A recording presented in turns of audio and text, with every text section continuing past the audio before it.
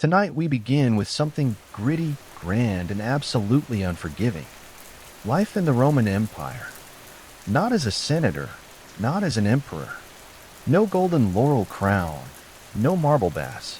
Tonight you're not Julius Caesar, you're just you.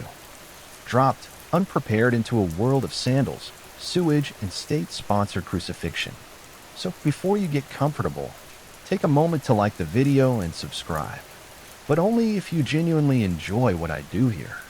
And let me know in the comments where you're tuning in from and what time it is for you. It's always fascinating to see who's joining us from around the world. Now dim the lights, maybe turn on a fan for that soft background hum, and let's ease into tonight's journey together. You open your eyes to the sounds of yelling chickens and a baby crying somewhere down the hall.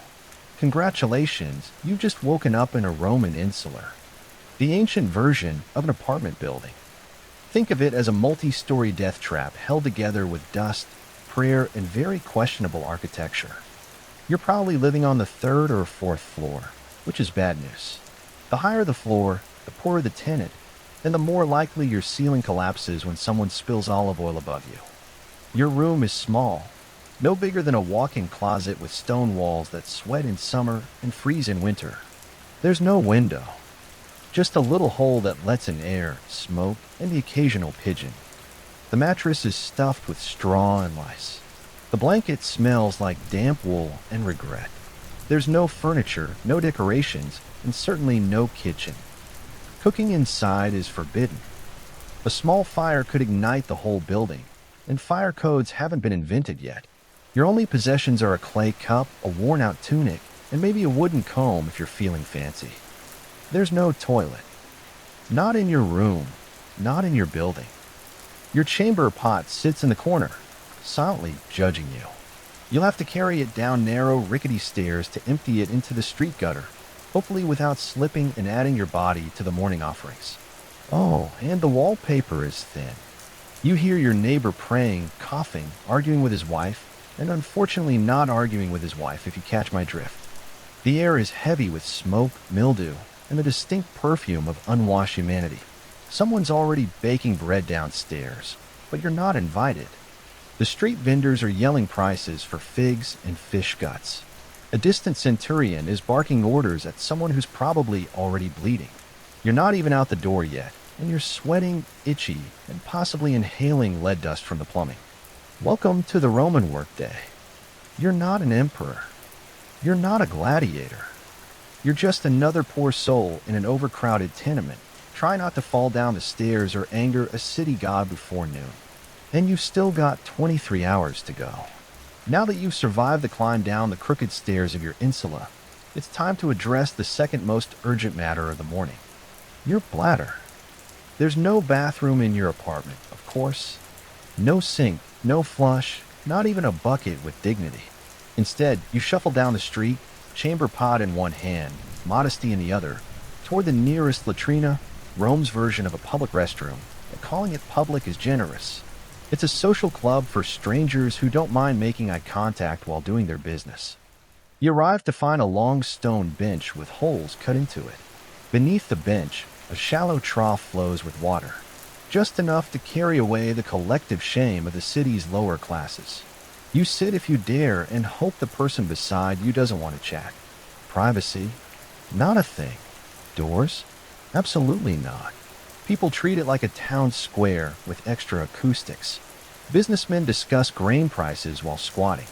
A retired soldier talks about his sciatica meanwhile. You're just trying not to look directly across from you where another man is chewing olives and not breaking eye contact. Then comes the real treat, the tersorium. It's a communal sponge on a stick kept in a bucket of vinegar or salt water. In theory, you rinse it before use. In practice, well, let's just say the sponge has seen things, unspeakable things. You wipe hesitantly and hope the vinegar did its job. If you're feeling lucky, maybe you brought your own rag. If you're feeling rich, maybe some moss. But chances are you just used what everyone else used and now carry the quiet shame of shared hygiene. And if you think you can skip this ritual by going into an alley, think again. Public urination laws exist. Fines are real, and Roman law enforcement is not known for subtle warnings. Once you're done, you wash your hands. Wait, no, you don't. There's no soap, no running water. Just a rinse from the communal basin that's seen more fingers than a handshake competition. You leave the latrina feeling lighter and slightly more dead inside. But hey, that's Rome. And now it's time for breakfast, if you can call it that. So you've done your morning business and managed not to fall into a gutter or get arrested. Impressive. Now it's time for breakfast, the most important meal of the day, unless you're Roman, in which case it's more of a polite formality before work and misery. Welcome to the Iontaculum, a Roman morning feast that consists of precisely two things: stale bread and watered-down wine. Sometimes there's cheese, sometimes there's olives, but mostly there's just disappointment. Forget about coffee. The Romans didn't have it. No eggs, no bacon, no pancakes, and certainly no oat milk lattes. Breakfast is not meant to be satisfying. It's meant to not kill you. Your bread is likely panis rusticus, a rough, chewy lump of grain and grit baked yesterday or the day before. It's dense enough to qualify as a weapon and textured like limestone. The wine is diluted because even they knew that being drunk before sunrise in ancient Rome was a bad idea, unless you were a senator. There's no kitchen in your apartment, so you eat this meal standing in the street or squatting beside a fountain alongside other equally unenthused citizens gnawing on bread like flavorless tree bark. If you got a bit of oil or a smear of garum, Rome's famously salty fermented fish sauce, then congratulations, you've added aromatic horror to your already bleak meal. If you're wealthy, maybe you get fruit or honey, but you're not. You're a normal Roman citizen. Just rich enough to not be enslaved and just poor enough to envy your neighbor's broken jug of goat milk. Sometimes vendors walk by selling hot chickpea fritters or honey pastries, and for a moment you feel hope. But you remember your coin pouch is emptier than a gladiator's sympathy. So you bite your bread and pretend it's cake. And this is how the day starts, with carbs, mild dehydration, and a growing realization that you're about to walk 7 miles on Roman sandals with nothing but stale crumbs in your stomach and a buzz from last night's leftover wine. It doesn't get better, because now it's time to go to work. After your hearty breakfast of bread and mild despair, it's time to face the Roman workday. And let's be clear, unless you're a senator, a poet with a patron, or one of the lucky few who inherited land from a dead uncle with no heirs, you are working. And you're doing it hard. You might be a laborer, porter, potter, bricklayer, cleaner, or, if your luck's truly sour, a sewer worker. Rome needs a lot of things. Roads, aqueducts, temples, baths, and someone has to build them. That's someone you with your bare hands under the sun, wearing sandals that provide all the arch support of a soggy leaf. The Roman workday starts early, very early. The sun is barely up, but the foreman is already yelling in Latin and waving a stick. If you're late, your doctor days pay, or worse, beaten, shamed, or fired, which in Roman terms means you starve with honor. Your tools are basic. You dig with a shovel made of splinters and prayer, carry bricks on your back, and haul water from a cistern that smells like old socks and ambition. There are no gloves, no helmets, just sweat, dust, and the constant awareness that one slip might crush your spine and your career simultaneously. And if you're a craftsman, good luck. You're competing with hundreds of others selling the same clay pots, sandals, or cheap tunics. Underpricing is common, and quality doesn't matter if a richer citizen decides he doesn't like your face. Even more elevated jobs like messenger, accountant, or teacher aren't glamorous. You're either running through Rome's chaotic streets with scrolls under your arm, writing numbers for someone who will forget your name, or trying to teach Latin to a group of senators' children who already think they're gods. Women, they're working too. Spinning, weaving, selling vegetables, or managing stalls in the markets. Plus raising children, plus managing a household, plus not dying during childbirth. Multitasking before it was cool. And after all this, you get a short break for lunch. Maybe if your supervisor isn't in a bad mood or trying to impress a visiting prefect. So yes, you work or you die trying. Rome may be eternal, but your back won't be, so you made it through the morning without fainting or being flogged. Now it's time to navigate the ancient Roman St. A chaotic, crowded gauntlet designed by someone who clearly hated personal space and public health. Picture it when the sun's high. The city's buzzing, and the street is alive. Not in a poetic way, in a literal way. Rats, flies, stray dogs, livestock, beggars, merchants yelling in 6 languages, children running wild, thieves pretending to help old ladies while pocketing your coin purse. It's like Times Square. If Times Square had no plumbing and everyone was carrying a goat, let's talk infrastructure. Roman roads were engineering marvels, perfectly straight, masterfully paved, and usually overflowing with a blend of urine, spilled wine, vomit, animal waste, and the remains of last night's garum source. The middle of the street functions as an open sewer. Step off the raised footpath without looking, and congratulations, you just baptized your sandal in the holy waters of human misery. Wagons clatter by with no speed limits, no crosswalks, and zero chill. They don't stop for pedestrians. In fact, Roman law actually banned heavy cart traffic during the day in the city, which means drivers race through at night in the dark without brakes, like charioteers on a deadline. If you're not crushed by wheels, you'll be bumped by elbows, baskets, or an angry fishmonger shouting about spoiled eels. Then there's the air, thick with smoke from cooking fires, incense from temples, the scent of public latrines wafting on the breeze. Oh, and dead animals. Sometimes people just leave them there. If a dog drops in the forum, someone might just toss a cloth over it and walk away. And don't forget public spectacles, spontaneous brawls, and prompted protests, or a politician's parade that blocks traffic for hours while trumpet players blast off key fanfare in your face. So yes, the Roman ST is alive and out to get you to slip on a fig, get hit with a runaway cart, or accidentally offend a patrician's pet monkey, and your day could end faster than Caesar on the Ides of March. And you were just trying to go by lentils. You're sweaty, dusty, and desperately craving a splash of something cold. The good news? You live in Rome, a city renowned for its aqueducts, those magnificent engineering marvels that carry fresh water from the hills straight into the heart of the empire. The bad news? That water doesn't care about you. Unless you're wealthy enough to live in a domus with your own private fountain, you're sharing water with thousands of your closest friends coughing, sneezing, not washing their hands. Your options are the public fountains, where everyone fills their jars, washes their feet, and occasionally dunks a child for fun or hygiene. And by hygiene, we mean a wet version of hope. If you want to wash up, your best option is the thermi, the Roman public baths. They're everywhere, and everyone uses them. Sounds civilized, right? But here's the thing. The water cycles through multiple pools with no soap, no chlorine, and very little shame. You'll be sitting in a tepid bath with a dozen other men, none of whom believe in modesty.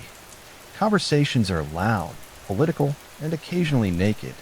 A man might try to sell you socks while another cleans his ears with a stick and the water. It's been through everyone. If you were hoping to feel clean, think again. You're marinating in bacteria with a hint of eucalyptus. Also, fun fact, the plumbing system often uses lead pipes. Yes, lead. Romans were obsessed with engineering, but not chemistry. Over time, that convenient indoor plumbing could cause all kinds of delightful side effects like anemia, gout, infertility, and if you're truly lucky, madness. Want to drink something safer? Wine. Seriously, water is viewed with suspicion, especially in the poorer districts where contamination from latrines and St. runoff is common. So wine is diluted and consumed throughout the day by men, women, and children alike. Because what better way to survive a crumbling empire than with a gentle bus? So yes, Rome brought water into the city before most of the world knew what a pipe was. But for the average citizen, it's a gamble every time you drink, bathe, or rinse your toes. Enjoy your aqueducts. Just don't trust them. Welcome to the Roman Empire, where pain isn't just a possibility. It's the background music of your entire life. You stub your toe. No ice, no painkillers. You grit your teeth and keep going until it either heals wrong or falls off. Break a bone. You wrap it in a dirty rag and try not to breathe too hard. Get a splinter. Good luck. That's how infections start and how you might end. Roman society isn't big on comfort. There are no ergonomic tools, no padded seats, no concept of taking it easy. If you're a laborer, you're lifting bricks with a hernia and a prayer. If you're a soldier, you march 20th miles a day with bleeding feet and a scorpion bite on your thigh.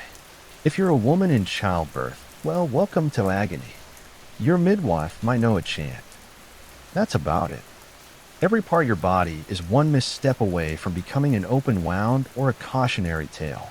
And unless you live near a temple with a very dedicated priest, your best option is homemade ointments, herbal smoke, or simply ignoring the problem until it resolves itself, or you get resolved into a grave. There's no such thing as anesthesia. Surgeries are performed while you scream into a block of wood. Dislocated shoulder? It's popped back in by a man named Marcus, who learned from watching someone else fail at it. Dental work? Picture a blacksmith. Now, picture your mouth. That's the scene. And if you're enslaved or poor, people don't even pretend to care. You could be bleeding out on the side of the road, and the best you'll get is, don't stain the mosaic.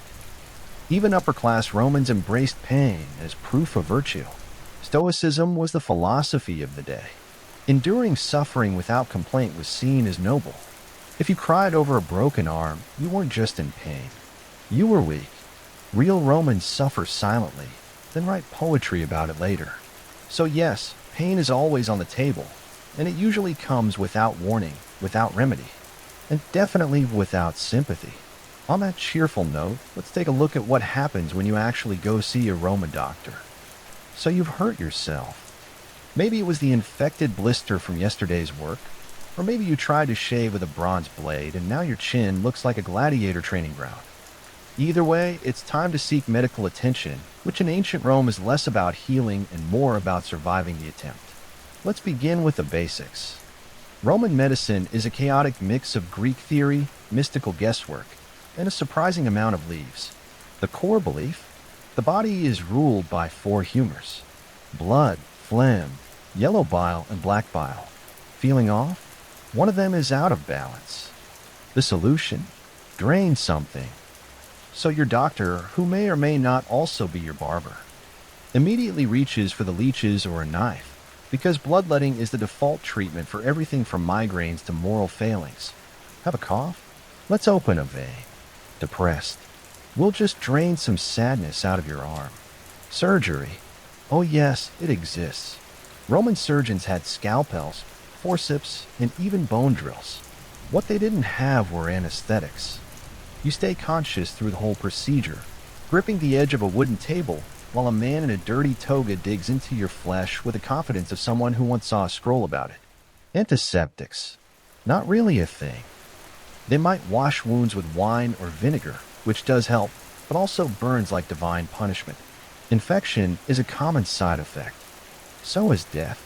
Prescriptions vary wildly. You might be given honey, garlic, crushed beetles, or a poultice made of herbs, ash, and very specific types of animal dung.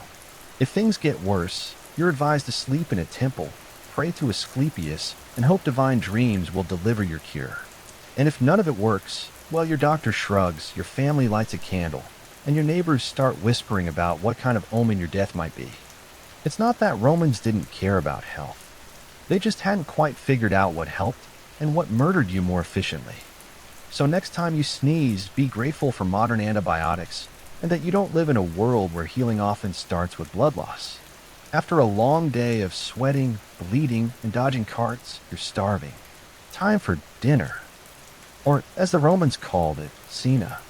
Just don't expect anything remotely comforting. Let's start with what's not on the table. No pizza, no pasta, no tomatoes, no potatoes, no chocolate, no sugar, and absolutely no coffee. None of those things had been discovered or imported yet. This isn't Italian cuisine. This is pre-Italy edible survival. You sit down to a wooden bowl of something brown and vaguely hot. It's probably pulse, a porridge made of spelt, beans, or lentils. It tastes like wet gravel with a hint of herb if you're lucky. If you're not lucky, it tastes like wet gravel without the herb. Protein is rare unless you caught it, trapped it, or fished it yourself. Meat is expensive, and even when you do get some, it's off and off. Roman cooking didn't use refrigeration, so preservation meant heavy salting, smoking, or marinating it in garum, a fermented fish sauce that smells like dead ocean, and burns your soul just thinking about it. If you're feeling festive, there might be boiled vegetables, hard cheese, or the occasional fig. Rich Romans dine on exotic dishes like roasted flamingo, stuffed dormice, or jellyfish in vinegar. Delicacies that mostly scream, "Look at how rich I am and how little I care about taste buds." Your wine is always watered down. Drinking it straight is seen as barbaric. But don't worry, the water it's mixed with is probably questionable too, so you're just choosing how fast you want to get sick. Dessert, maybe dried fruit, maybe nuts, or maybe you're fasting because it's a feast day honoring a god who frowns on gluttony. Either way, you're not ending the night with a tiramisu. There are no napkins. You wipe your hands on a cloth shared with 10 other people, or just use your tunic and pretend it's clean. By the end of the meal, your stomach is full but uneasy, and your breath smells like garlic, wine, and slight despair. But at least you're fed. Now all you have to do is survive the Roman nightlife. And trust me, that's not a relaxing stroll. After a long day of grime, toil, and fish sauce, you might be hoping for a little leisure, something to take your mind off your crumbling apartment and the open sewer outside. Well, good news. You're in Rome, where entertainment is everywhere. Bad news. Most of it is horrifying. Let's start with the main event, the Colosseum, the crown jewel of Roman engineering, and the place where your soul quietly dies. This is where crowds gather to watch men stab each other for sport. Wild animals devour criminals and sometimes, if the emperor is feeling dramatic, reenact full naval battles with real water and real drowning. It's free to attend, which sounds generous until you realize it's free because the state wants you distracted while the Senate raises taxes and quietly annexes Armenia. You sit packed between sweaty strangers, cheering as a gladiator loses a limb.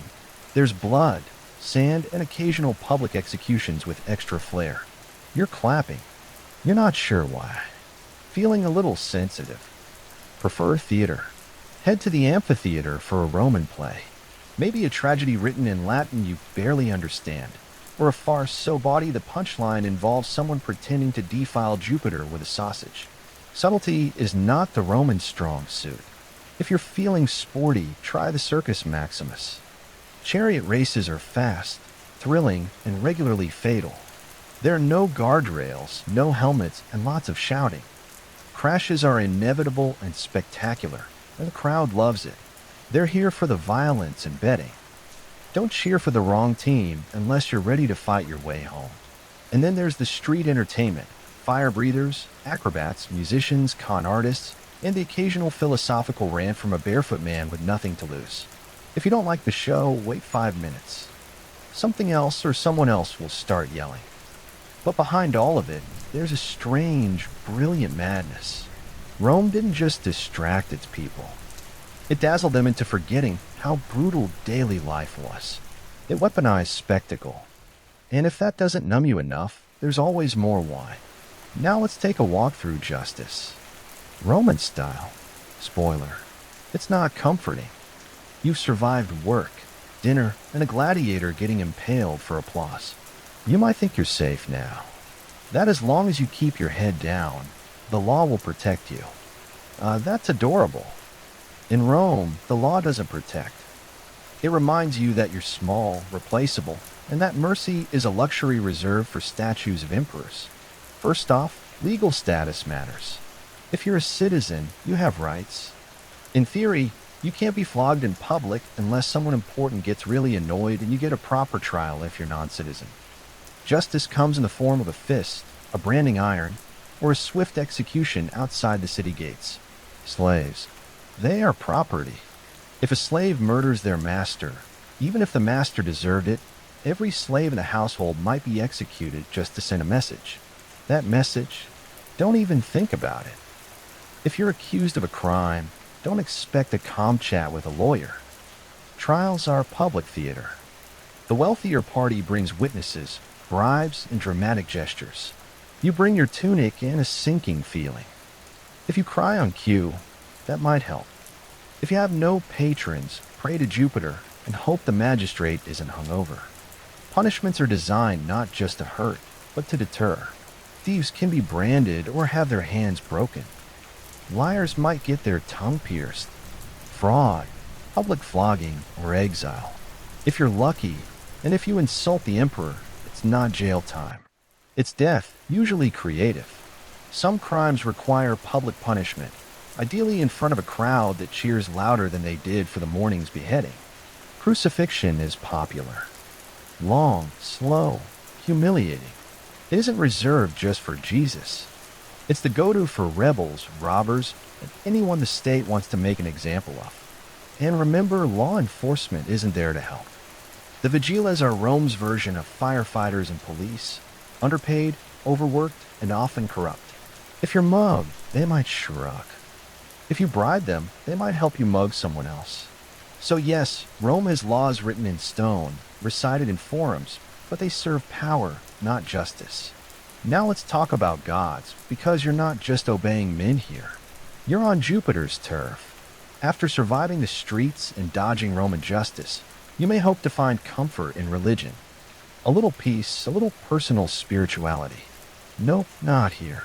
In the Roman Empire, religion wasn't a private affair. It's an institution, an ever-present cloud of incense and obligation wrapped around every waking moment of your life. You don't choose your gods, they choose you. And there are so many. There's a god for everything. Door hinges, cardia, sewers, cloacina, boundaries, terminus, and even mildew, robox. You can't walk 5 paces without crossing a shrine.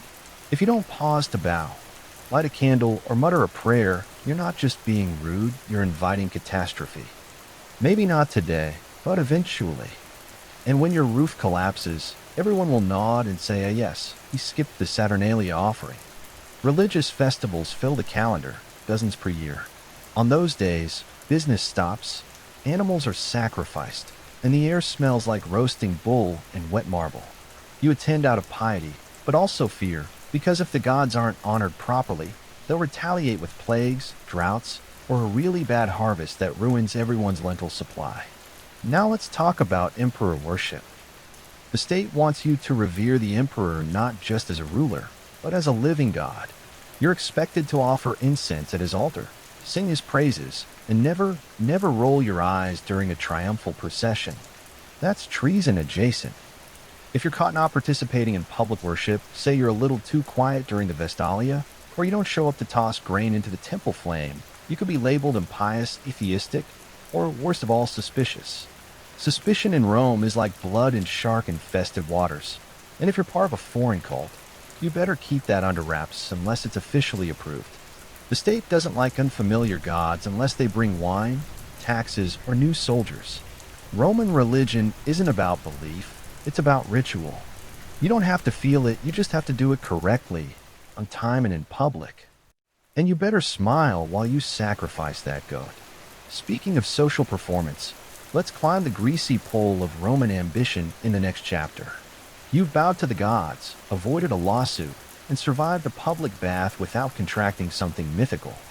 But here comes the most exhausting part of Roman life, the social hierarchy. A brutal, finely tuned machine where every word, gesture, and sandal strap placement could make or break you. Roman society is a ladder, but it's covered in oil and lined with daggers. At the top are the senators, old money, togas with purple stripes, and land ownership so vast it has its own postal code. Below them, the equestrians, the wealthy business class. Then come the plebeians like you, the struggling middle and lower classes. Below that, freedmen, slaves, foreigners, and the guy who accidentally insulted a statue of Augustus once. Want to move up? You'll need patrons, powerful individuals who protect you in exchange for lifelong loyalty, errands, favors, and the occasional vote. It's like having a boss, godfather, and landlord rolled into one charmingly condescending package. Each morning you visit your patron's home as part of the salutation. You wait in line with other clients, praise his haircut, maybe compliment his son's toga, then beg for a favor.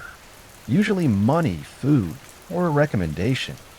If you're lucky, he tosses you a coin and lets you carry his litter through the forum. Congratulations, you're now connected. Every move you make is watched and judged. Your clothes must be clean, not fashionable, just clean. Your speech must be proper, your friends carefully selected, and whatever you do, don't show ambition. That makes people nervous if you rise too quickly. Others will conspire to knock you back down, socially or literally. Networking is warfare. Gossip is currency. The wrong comment at a banquet can end your career. The right marriage can save your entire bloodline. But you better play it carefully. Love is for poets. The rest of Rome marries for alliances and estate access. And even if you climb high, don't get too comfortable. One bad harvest, one missed ritual, one jealous rival, and it's all over. You won't even hear the dagger coming. Now the sun is setting. Surely things calm down at night, right? Not in Rome. The sun dips below the rooftops of Rome, and for a fleeting moment you think maybe now, finally, you can rest. But nightfall in the Roman Empire isn't a time for peace. It's a shift in tone from noisy and chaotic to dark and downright lethal first.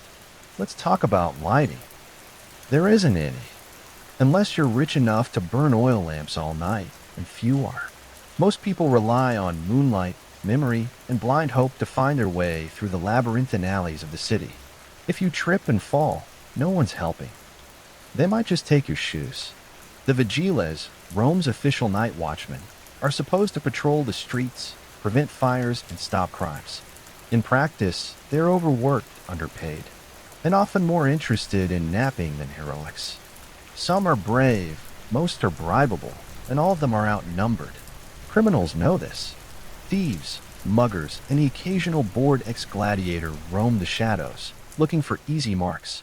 If you're walking home alone, you're the easy mark. It doesn't matter who you are. Unless you're armed, fast, or invisible, you're at risk. And then there's fire. Rome's greatest nighttime terror, Insulae, those charming death trap apartments you sleep in, are made of wood and dreams. Cooking after dark is illegal for this reason, but laws mean little to a hungry tenant. A single overturned lamp can reduce an entire block to ash in hours. The Great Fire of 64 CE didn't start itself, but once it did, it raged like Mars in a bad mood. You might think your building is safe, until you smell smoke at midnight and realize there's no organized evacuation plan. You grab your one tunic, your chamber pot, and maybe your dignity and sprint for your life down a collapsing staircase. And if it's not fire or thieves, it's noise. Drunken parties echo through the streets. Processions for obscure gods parade by with drums and shouting. And if a senator's mistress is upset, everyone within a 3-block radius knows sleep in ancient Rome is a luxury. Silence is a myth, and safety that's reserved for the wealthy, the armed, and the extraordinarily lucky. But hey, morning's almost here. You just have to survive one more night and then repeat. The sun sets on Rome, and with it you might expect a moment of calm, a breeze, a quiet meal, maybe even sleep. Think again. Rome doesn't go silent at night. It simply shifts into something darker, louder, and more dangerous. The city never truly sleeps. It prowls. Let's start with fire.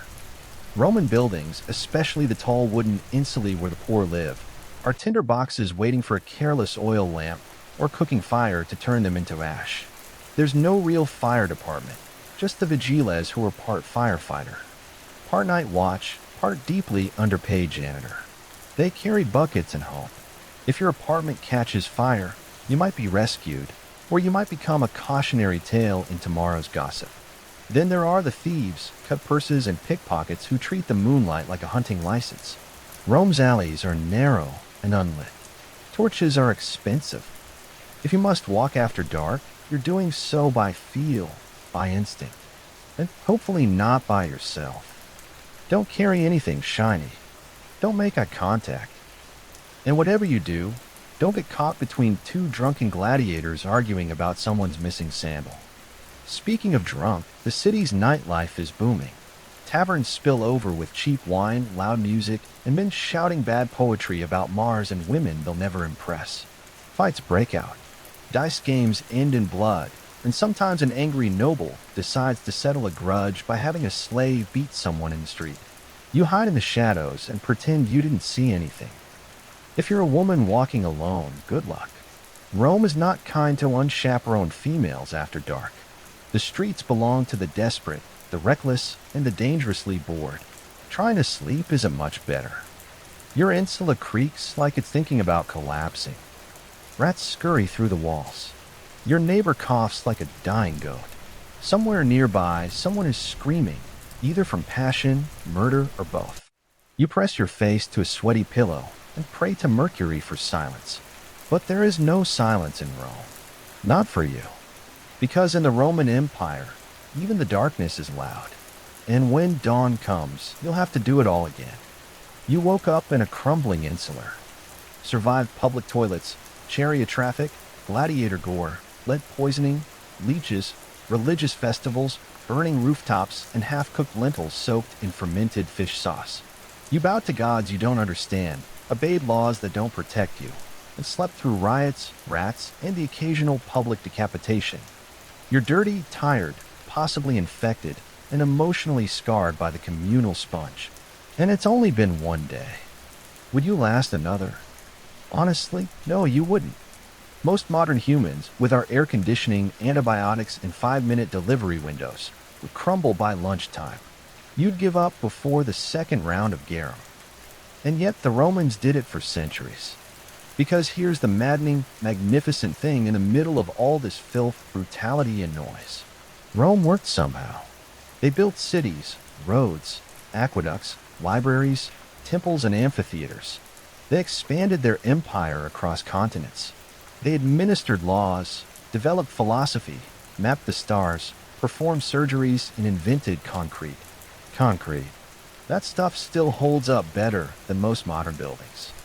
They created systems that shaped Europe and beyond for 2,000 years.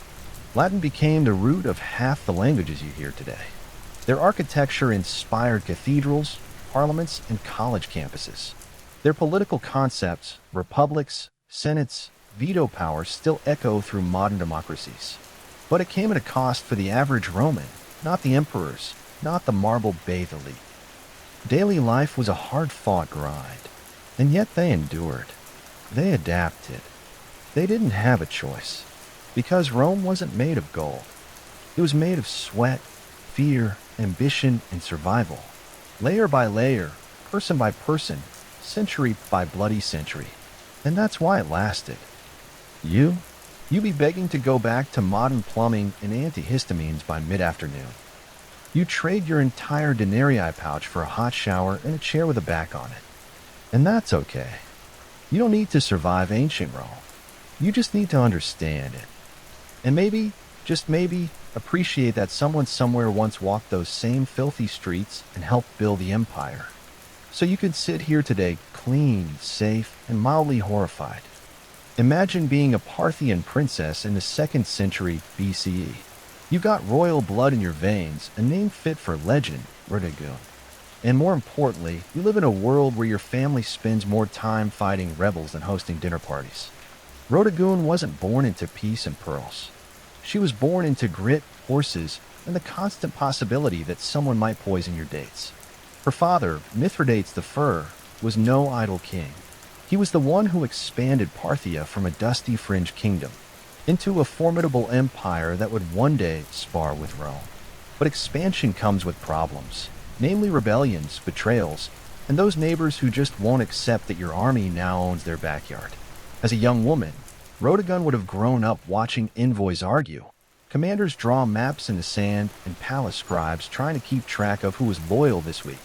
She wasn't trained just in silken ceremony. She learned statecraft, command presence, and how to wear armor that didn't clash with her earrings. It's important to understand the role of Parthian women here. While not always given the spotlight, Parthian noblewomen were no strangers to power. Some ruled cities, others plotted dynastic alliances, and a few, like Rhodogun, became legends not for who they married, but for who they defeated. And defeat she did, but that part comes later. At this point in her life, Rhodogun's name was already known. She was a symbol not just of royal lineage, but of Parthian pride. She carried with her the expectation that she'd either marry a king or become one in spirit. She didn't seem content with sitting on the sidelines while cities burned or provinces rebelled. While most royal ladies were being oiled and perfumed, Rhodogun was likely brushing up on military reports and court logistics. She had no time for vanity, and as fate would have it, She would one day make a vow that involved not washing her hair until a rebellion was crushed. Spoiler alert, it took a while. But before we get to that dusty crown moment, we need to understand what kind of rebellion dares provoke a princess who would rather lead troops than wear gold. The Parthian Empire, grand as it appeared on a map, was more duct tape than marble, stretching from the Persian Gulf to the edges of Mesopotamia and beyond. It was stitched together by marriages, oaths, and the occasional sword pressed firmly against someone's neck. So when a rebellion flared up in the western provinces, likely in Media or Babylonia, it wasn't exactly surprising. What was surprising was how bold the rebels were. These weren't just disgruntled tax evaders. These were full-blown aristocrats and city leaders, angry at the central power and perhaps emboldened by the young age or absence of a male royal enforcer. They didn't just throw a fit. They took fortresses, silenced Parthian envoys, and essentially told the crown to go polish its own sandals. Now, under ordinary circumstances, the king would have dispatched a general or a cousin with too much ambition and too little brains. But these weren't ordinary circumstances for reasons still debated by historians. Maybe timing, maybe logistics, maybe sheer royal defiance. Rhodagun herself took command, and not just in the abstract, I'll approve the battle plans kind of way. No, she got on a horse, donned armor, and made a public vow that would become the stuff of legend. She would not wash, comb, or otherwise tend her hair until the rebellion was crushed. It was bold. It was dramatic. It was frankly a nightmare for court stylists. But that vow, dramatic as it sounds, wasn't vanity. It was a declaration, a visual symbol that tied her personal dignity to the fate of the empire. Every time someone saw her tangled, dust-laden hair, they'd be reminded this isn't over until we win. And that worked. Soldiers rallied. The troops didn't just see a princess. They saw a commander who was literally letting her beauty decay with the war. She embodied Parthian resilience, the kind that didn't rely on thrones, but on thorns, dust, and sweat. Meanwhile, the rebels probably didn't know whether to laugh or panic. They had expected a general, maybe a diplomat. Instead, they got a furious, unwashed woman who was riding straight for their gates with steel in her eyes and no time for conditioner. And worse, she meant business. When Rhodagun set out from the capital, she wasn't escorted by a lavish court parade or showered in rose petals. She was accompanied by cavalry, grit, and the weight of an empire that needed its rebels squashed like an overripe fig. And she looked the part. Gone were any signs of courtly delicacy. Her hair, famously unkempt, began to take on a life of its own, hanging like a banner of war-torn determination. In a world obsessed with appearances, she turned her own into a weapon. The campaign was not swift. This wasn't a single siege, easily resolved with a bribe and a battering ram. The rebel cities were fortified and confident. They had expected hesitation from the central power, not a battle-hardened woman galloping through the dust with fire in her gaze. But Rhodagun didn't waver. Her military instincts were sharp, perhaps sharper than many of the men who had led before her. She employed classic Parthian strategies, mobility, feigned retreats, and hit-and-run raids.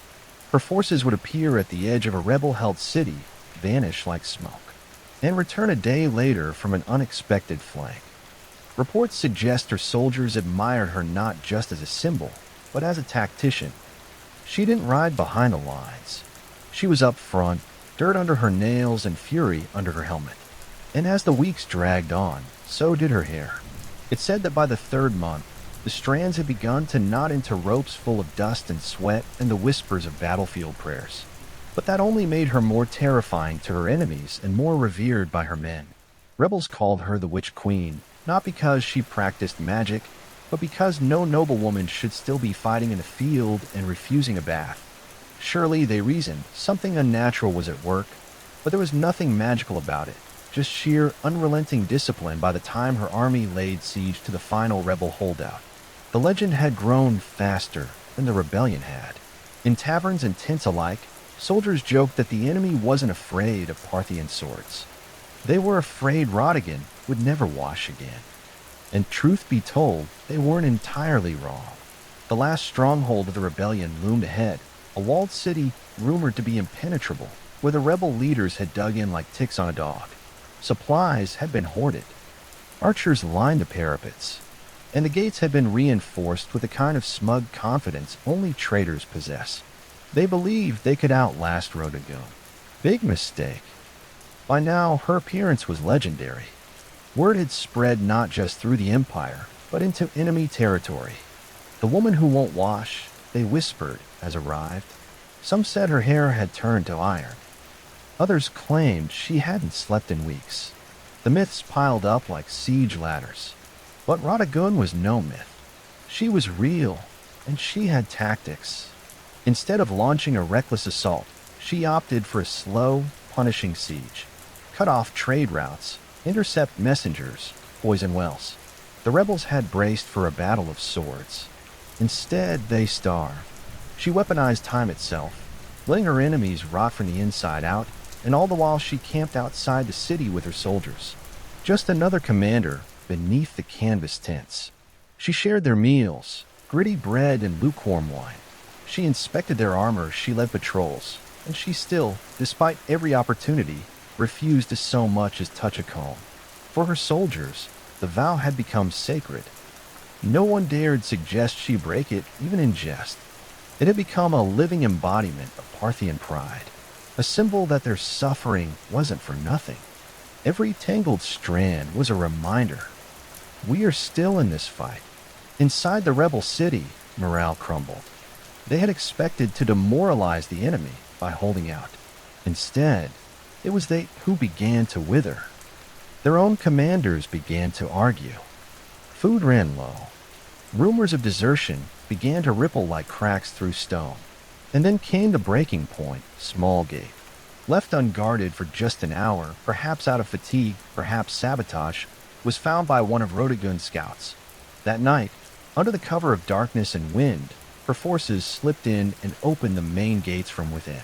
By morning, the city was hers, and Rhodogun, face streaked with sweat and ash, stood atop the battlements, unbathed, victorious and utterly terrifying. Victory was not declared with trumpets or parades. It was declared with water. After months of dust, battle, and relentless pursuit, Rhodogun stood before her army, not in royal robes, but in the same battlefield garb she had worn since the campaign began. Her armor bore dents from rebel blades, her face was lined from sun and strain, and her hair, her wild, matted, filthy hair, now hung down her back like a lion's mane made of wire and legend. But she had done it. Every rebel city had fallen.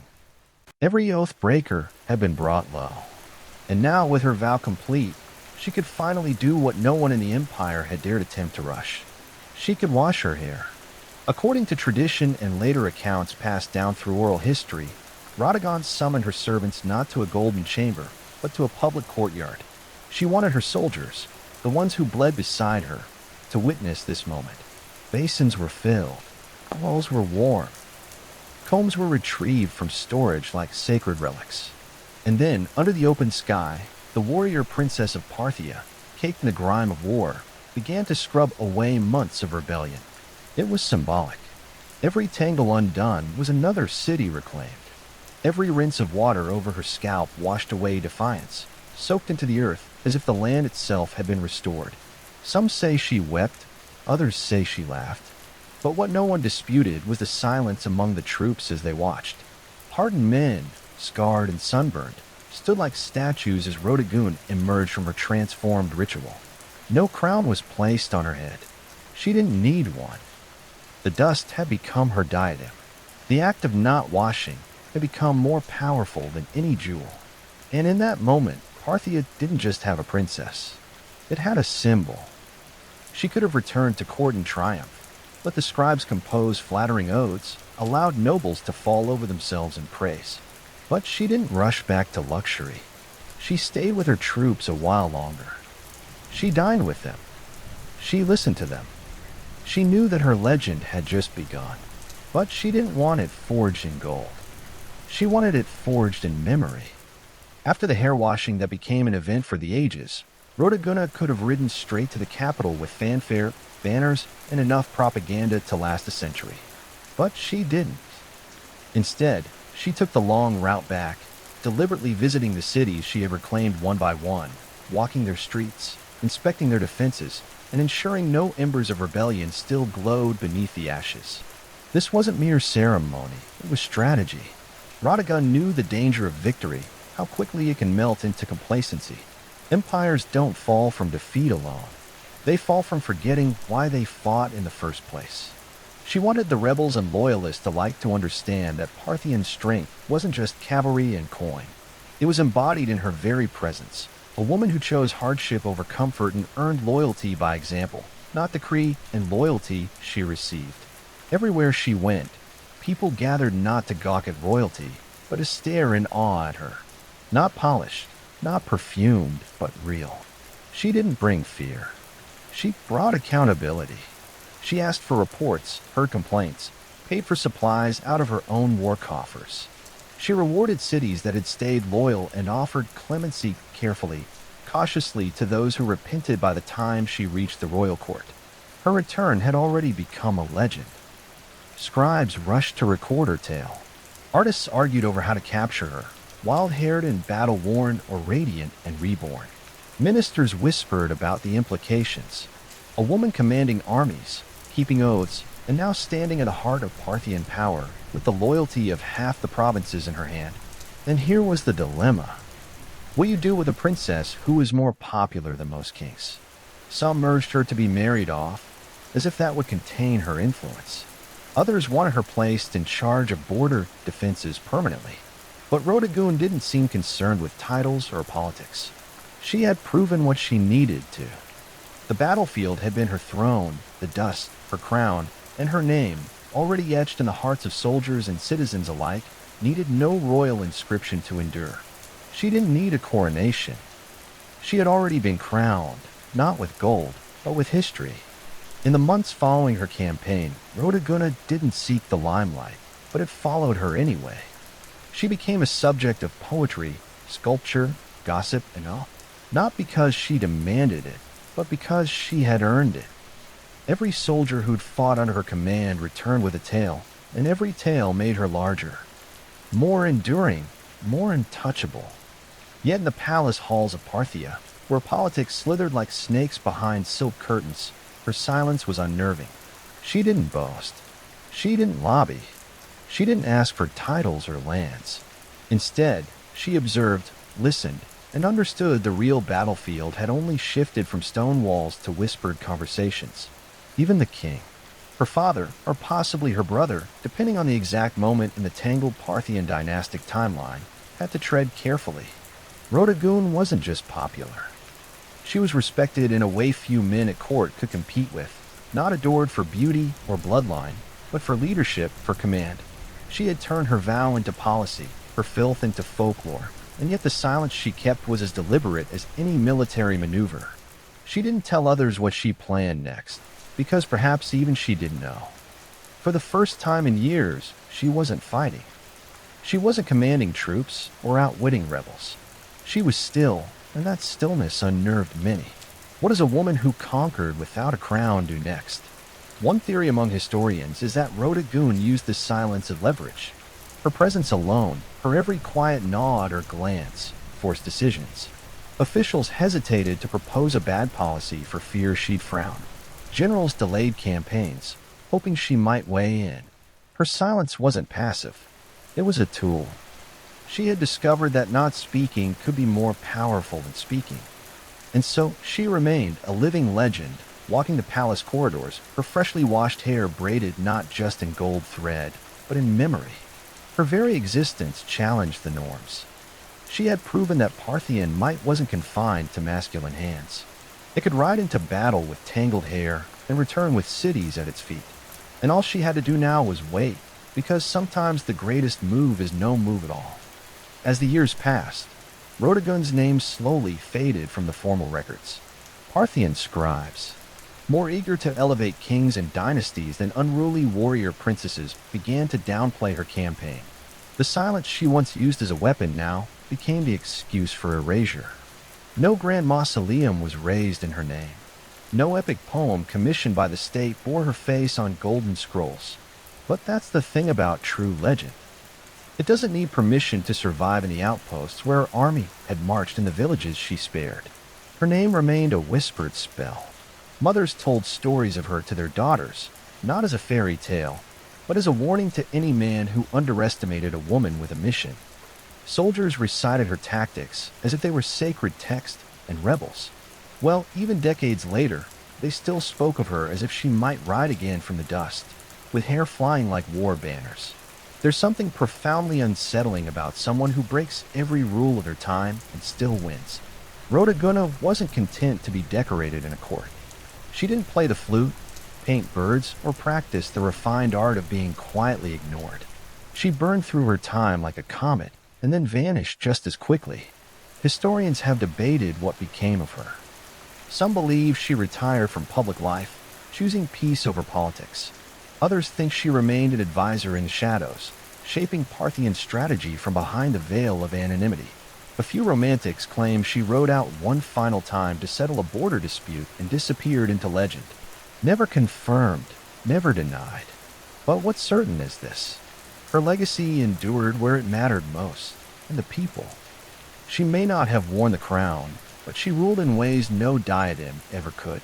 She redefined what loyalty meant. She showed that a vow, even one as strange as refusing to comb your hair, could be as binding as a royal decree and far more inspiring. And though history books may offer her only a footnote, the dust of Parthia still remembers her, because you don't need a marble statue to be eternal. You just need to keep your vow and win.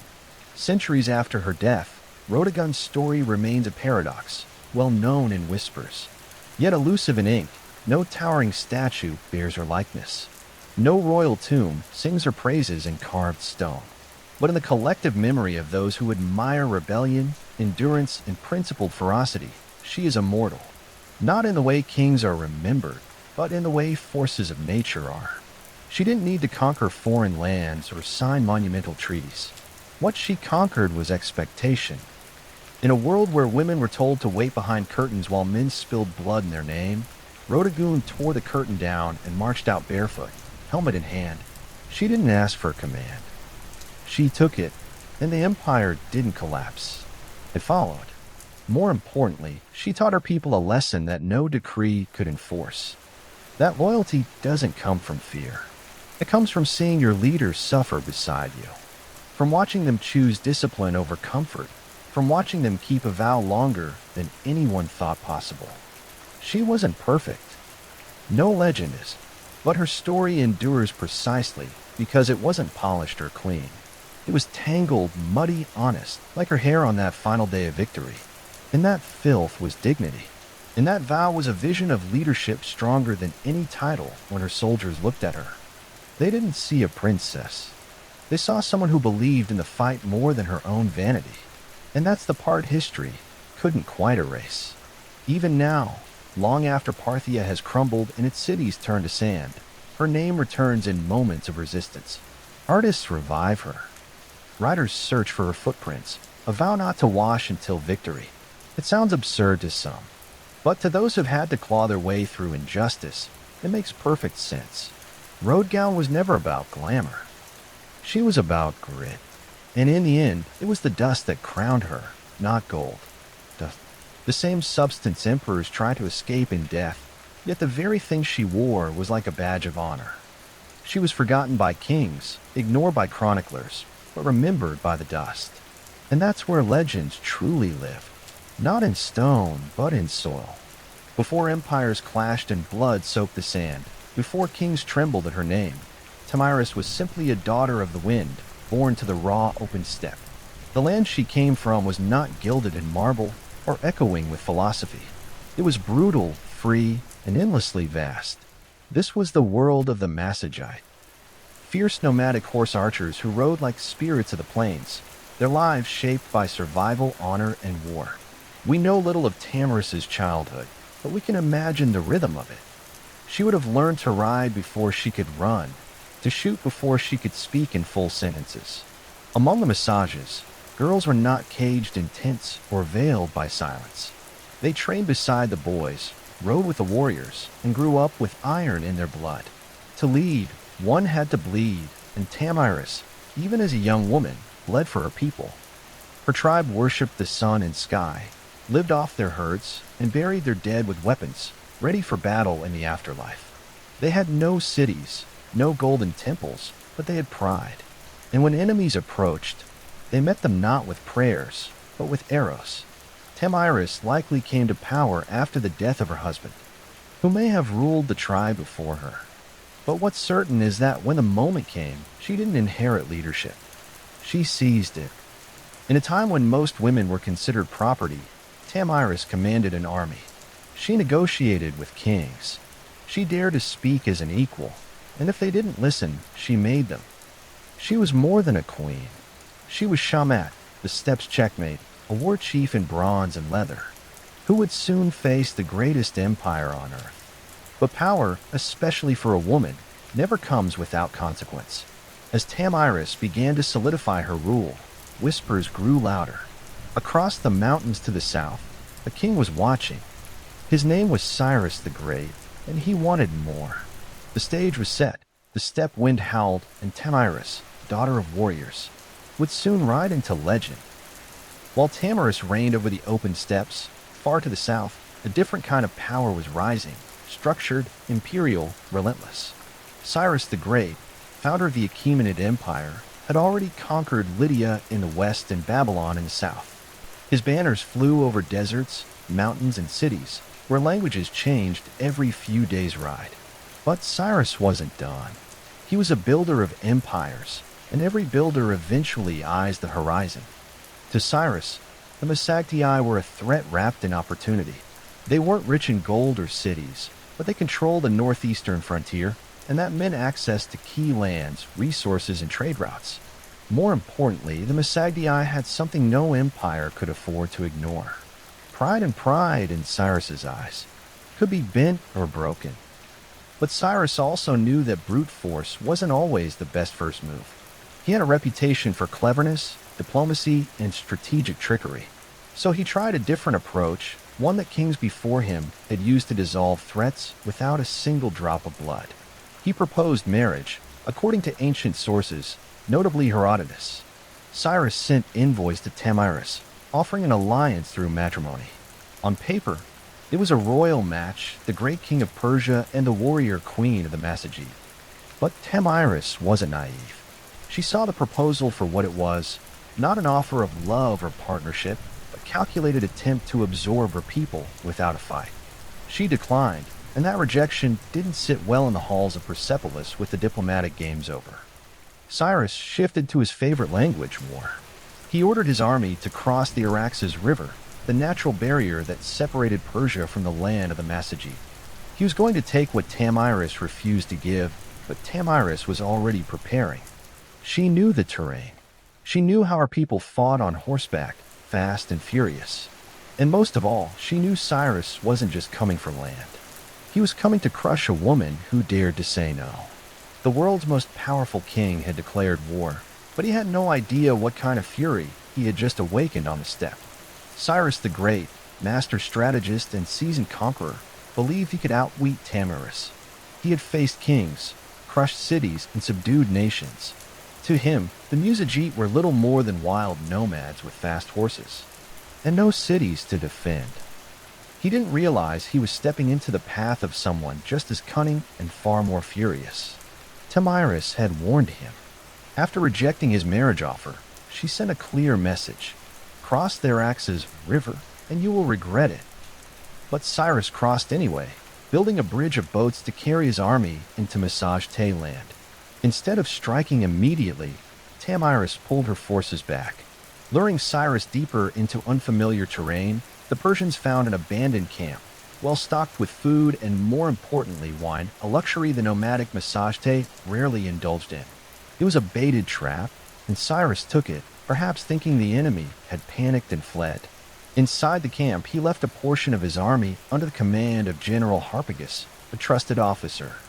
As the Massagetes returned under the cover of night, they fell upon the drunk and unsuspecting Persians with deadly precision.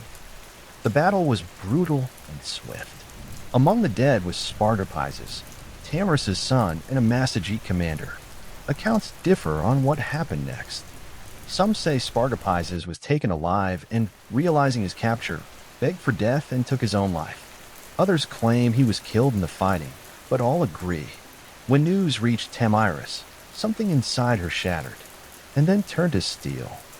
Her grief was volcanic, but her rage became legendary. She sent another message to Cyrus. This one wasn't a warning. It was a vow. You may be a glutton for blood, she said, but I swear I will give you your fill. She promised to make the ground run red with Persian blood, and her vengeance would not be quiet. Cyrus had taken her son. He had violated her land. Now he would meet not the queen of the Massagete, but the mother of a slain warrior, and the last face he would ever see. The next battle would not be a skirmish, it would be an execution. The sun rose over the plains like a blade, sharp and blinding. Tamiris stood at the head of her army, no longer just a queen, but a storm-given form, her warriors hardened by the nomadic life, painted their faces with ash and rage. This wasn't about politics anymore. This was about blood.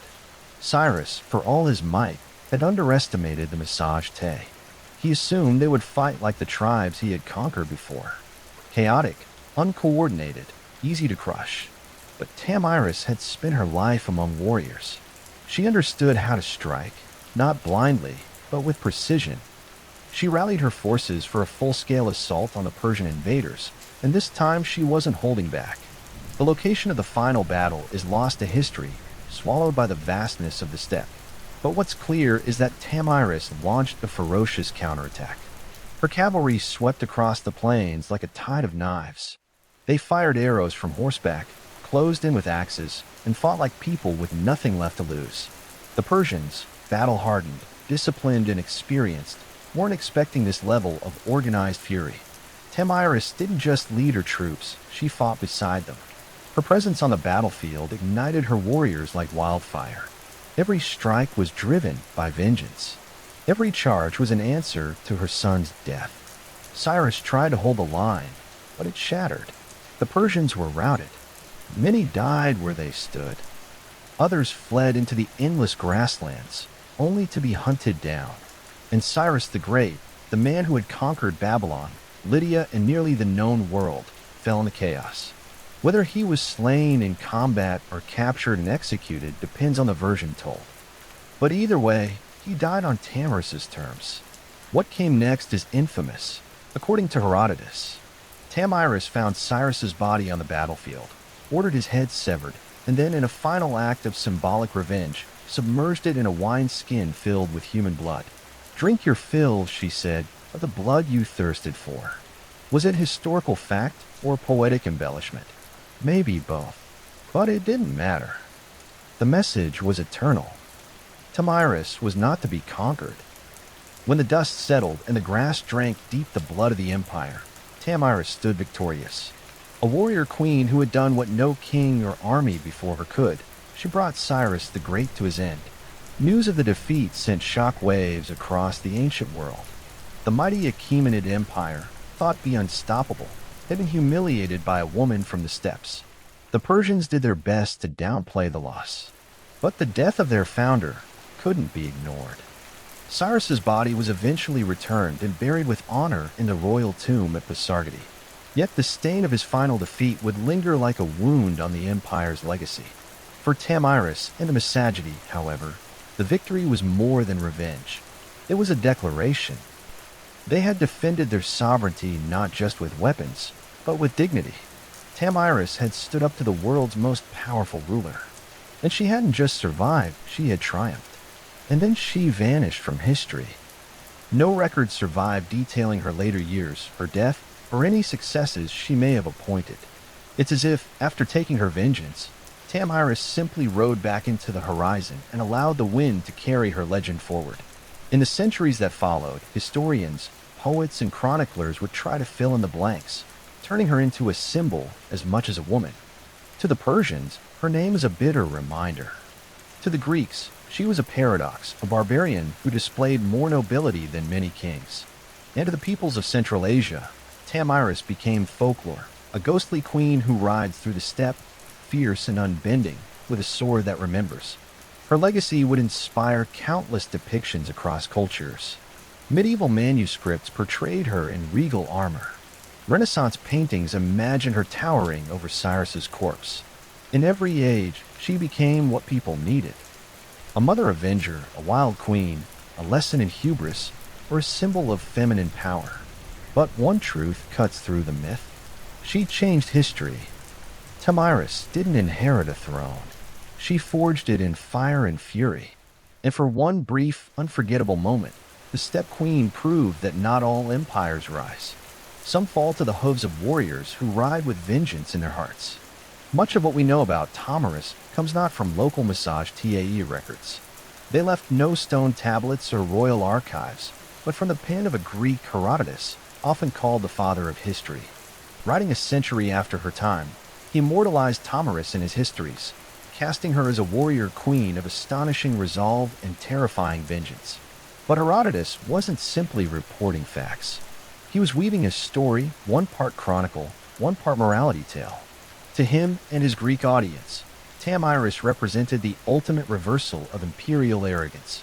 Cyrus the Great, a man who had conquered half the known world, fell not to a vast army or a rival king, but to a woman who fought not for glory, but for her child.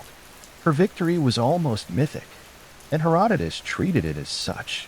He even detailed her grisly revenge, the wineskin of blood, the severed head of Cyrus, and her damning words, "Drink your fill." But was it true? Modern historians debate this endlessly. Some argue that Herodotus exaggerated or even invented parts of the tale, using Tamiris as a narrative tool to humble the Persian Empire, which, at the time of his writing, was still a looming force over the Greek world. Others believe that while the blood wineskin episode might be symbolic, the core event, Cyrus's death at the hands of Tamiris, likely did happen. There's also the question of bias. Herodotus, for all his insight, often filtered foreign cultures through a Greek lens. He portrayed the Massagite as wild and free, yet noble, an exotic mirror to Greek ideals of honor and liberty. Tamiris, in that frame, wasn't just a barbarian. She was a moral counterweight to Persian ambition. Still, even if details blurred over time, Herodotus succeeded in one thing. He ensured Tamiris would not be forgotten. Because of him, she became more than a historical footnote. She entered the realm of legend, where facts soften but impact sharpens, and in that space between myth and memory, Tamiris's story found a strange kind of immortality. In a world dominated by kings and conquerors, Herodotus left us a queen who refused to kneel and left her enemies bleeding in the sand. Though she may have slain one of the ancient world's most iconic emperors, Tamiris never ruled an empire herself. She didn't build cities of stone or inscribe edicts on golden tablets. Her people, the Musageet, were nomads, living not by walls, but by the rhythms of the land, the sky, and the horse.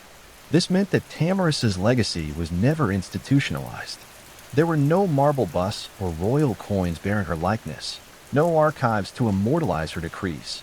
Instead, her story passed on as stories do on the steppe through firelight, song, and the whispered awe of warriors. The Musageet were one of many powerful tribes of the Central Asian steppes. Their cousins included the Scythians, the Saka, and the Dahai, all expert horse archers who roamed the lands between the Caspian Sea and the borders of ancient China. These tribes were feared by empires for their mobility, unpredictability, and ferocity in battle. Tamiris, as a female leader among them, was a rare, but not entirely unique steppe culture. Unlike many sedentary civilizations, allowed women far greater freedoms. Women rode, hunted, fought, and even led. Among the Scythians, graves of female warriors buried with weapons, armor, and horse gear have been found by archaeologists, confirming that the stories of fierce steppe queens were more than just legend. Tamiris stood at the pinnacle of that tradition. Her power didn't come from inheritance or religion. It came from respect, grit, and sheer capability.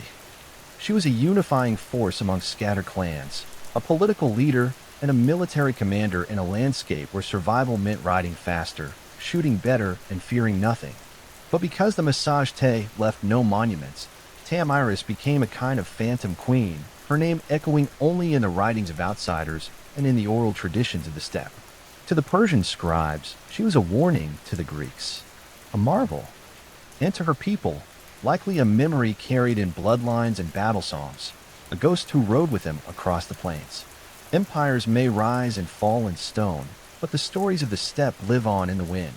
And Amiris, fierce, grieving, and unbroken, became its voice. Centuries passed, and the empires that once surrounded the Massagite rose and crumbled. Cyrus's successors built Persepolis, fought Alexander the Great, and faded into the dusty footnotes of time. But to Myris, her legend endured not in the palaces of kings, but in the hearts of those who refused to bow. Across Central Asia, she became more than a queen. She became a symbol of female strength, of resistance, of the untamed spirit of the steppe in many ways. Tamiris embodied a kind of defiance that transcended geography. She was not Roman, not Greek, not Persian, and so her story belonged to no empire. That made her dangerous and inspiring. In the medieval Islamic world, chroniclers occasionally mention her name, reshaped by language, but never quite forgotten. In some versions, she was praised for her justice and vengeance. In others, she was seen as a savage queen, a reminder that power in the hands of a woman could be both glorious and terrifying. By the time the Renaissance rolled around, European artists rediscovered her tale through the writings of Herodotus. Painters depicted her in elaborate armor, standing triumphantly over Cyrus's lifeless body. In one dramatic painting, she holds his severed head aloft like a trophy, blood-soaked and victorious. It was theatrical, yes, but also political. These artists were fascinated by the idea of a woman who didn't just survive in a man's world. She won. In the 19th and 20th centuries, Tamiris became a nationalist icon in regions like Kazakhstan, Uzbekistan, and Turkmenistan.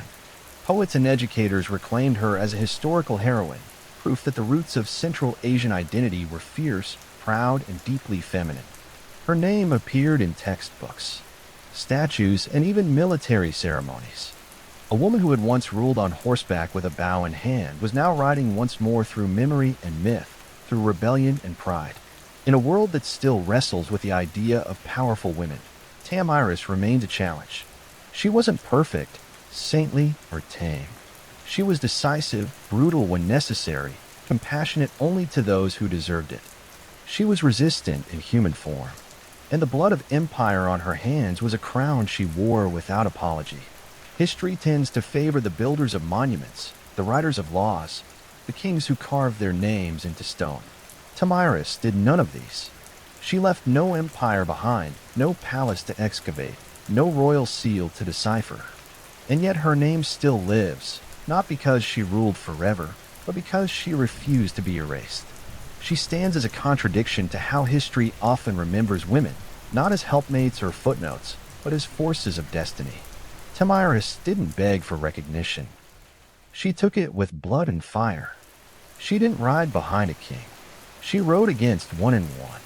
Her story is retold in classrooms from Central Asia to Europe, not simply because she killed Cyrus the Great, but because she dared to defy him. She wasn't defending an empire. She was defending freedom, a freedom that rode on the backs of horses, that hunted with hawks, that slept under the stars, a freedom that could not be neatly drawn on a map. Today her statues rise from Kazakhstan's capital cities, and her face adorns coins and textbooks. To modern Central Asians, she is a mother of nations, a link to a pre-Islamic, pre-Soviet, proudly nomadic past, a reminder that their identity wasn't born in submission, but in the cry of battle and the gallop of horses, in a world still divided by power, by gender, by memory. Tamiris is a beacon, not just because she killed a great king, but because she taught us something even greater.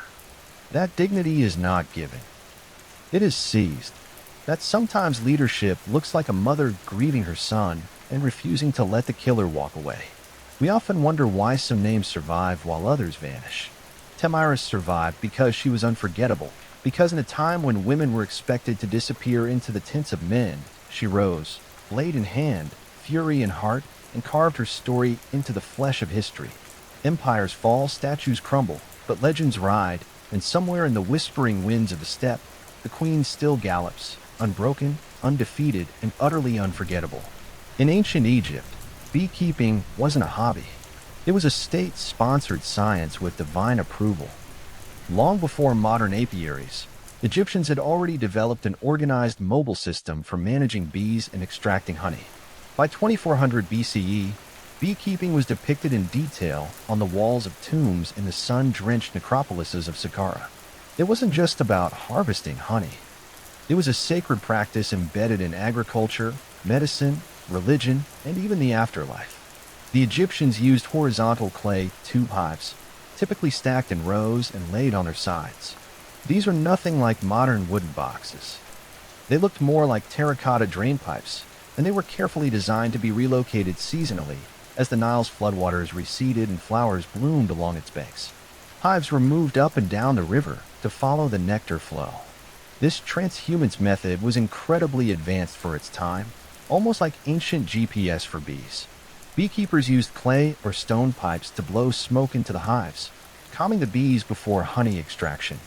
Without protective suits, these keepers had to rely on careful timing, experience, and a fair bit of courage. Honeycombs were removed gently, and the honey was collected not just for food, but for medicine, mummification, and sacred rites. Honey was considered a gift from the gods, a divine substance associated with Ra, the sun god. According to Egyptian myth, bees were born from the tears of Ra as they fell to earth. This wasn't poetic fluff. It shaped how the Egyptians treated bees as messengers between the mortal world and the divine. Honey was used in temple offerings, funerary rituals, and even as a currency in trade. They also had a prominent role in medicine. Ancient papyri list honey as a key ingredient in over 500 remedies, mixed with herbs, wine, or milk to treat wounds, infections, and gastrointestinal issues. Its antibacterial properties were known, even if the science wasn't.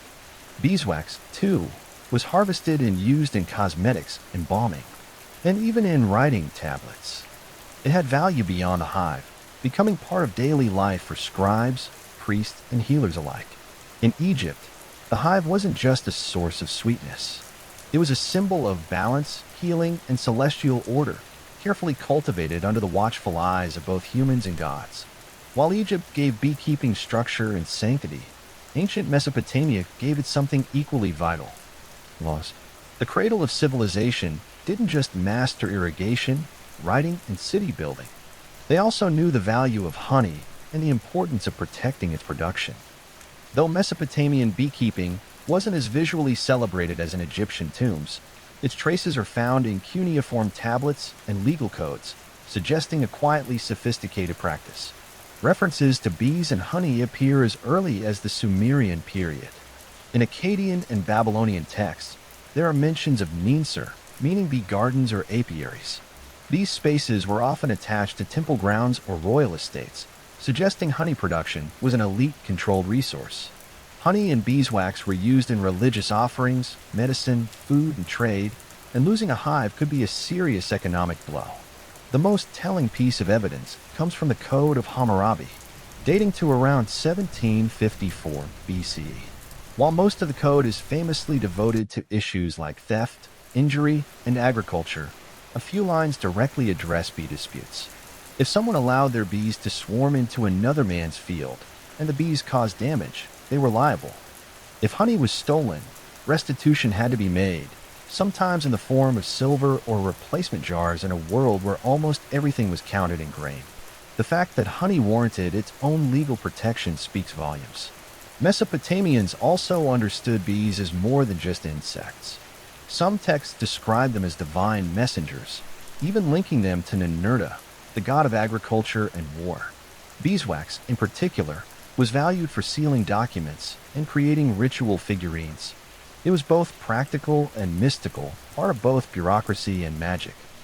Though the exact design of Mesopotamian hives isn't fully preserved, scholars believe they may have used mud brick or woven basket hives similar to early Levantine styles. These would have been kept in shaded gardens or rooftops, protected from the harsh summer heat.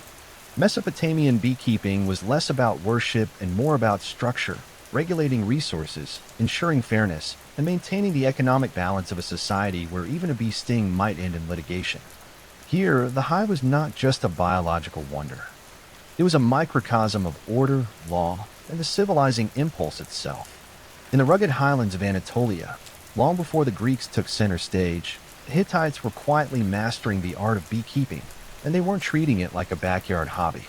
To the Hittites, bees were sacred agents of purity, messengers between realms, and essential to both agriculture and the spiritual health of the kingdom. Unlike Egypt and Mesopotamia, where beekeeping was a blend of science and economics, the Hittites took a more ritualistic approach. In religious texts from the 14th and 13th centuries BCE, bees are mentioned not just as producers of honey, but as active participants in purification rites. One famous Hittite ritual text describes a ceremony in which a bee is summoned to go and remove the evil, the impurity, and the wrath of the gods. The bee is then released. Not killed is a rare show of mercy in ancient rites, suggesting a deep reverence for the insect. The Hittites valued honey for its taste and its sacred utility. It was used in libations, sacrificial offerings, and anointing rituals are often combined with wine, milk, or grain. Honey wasn't just consumed, it was poured, burned, and blessed. It served as a medium between human intention and divine reception. In terms of practice, evidence suggests the Hittites used clay or woven hives, likely stored in protected enclosures near temples or royal estates, though the archaeological record is sparse. Parallels with neighboring Levantine and Syrian traditions hint at portable tube-like hives, possibly made from straw and mud, stacked and managed much like those in Egypt. Beekeepers in the Hittite world likely operated under temple control, their work deeply embedded in seasonal festivals and state rituals. Honey was not a mere commodity. It was a tool of diplomacy, healing, and spiritual cleansing. The bee, small and unassuming, held symbolic weight that far exceeded its size. The Hittites also contributed a vital piece to the global understanding of bees.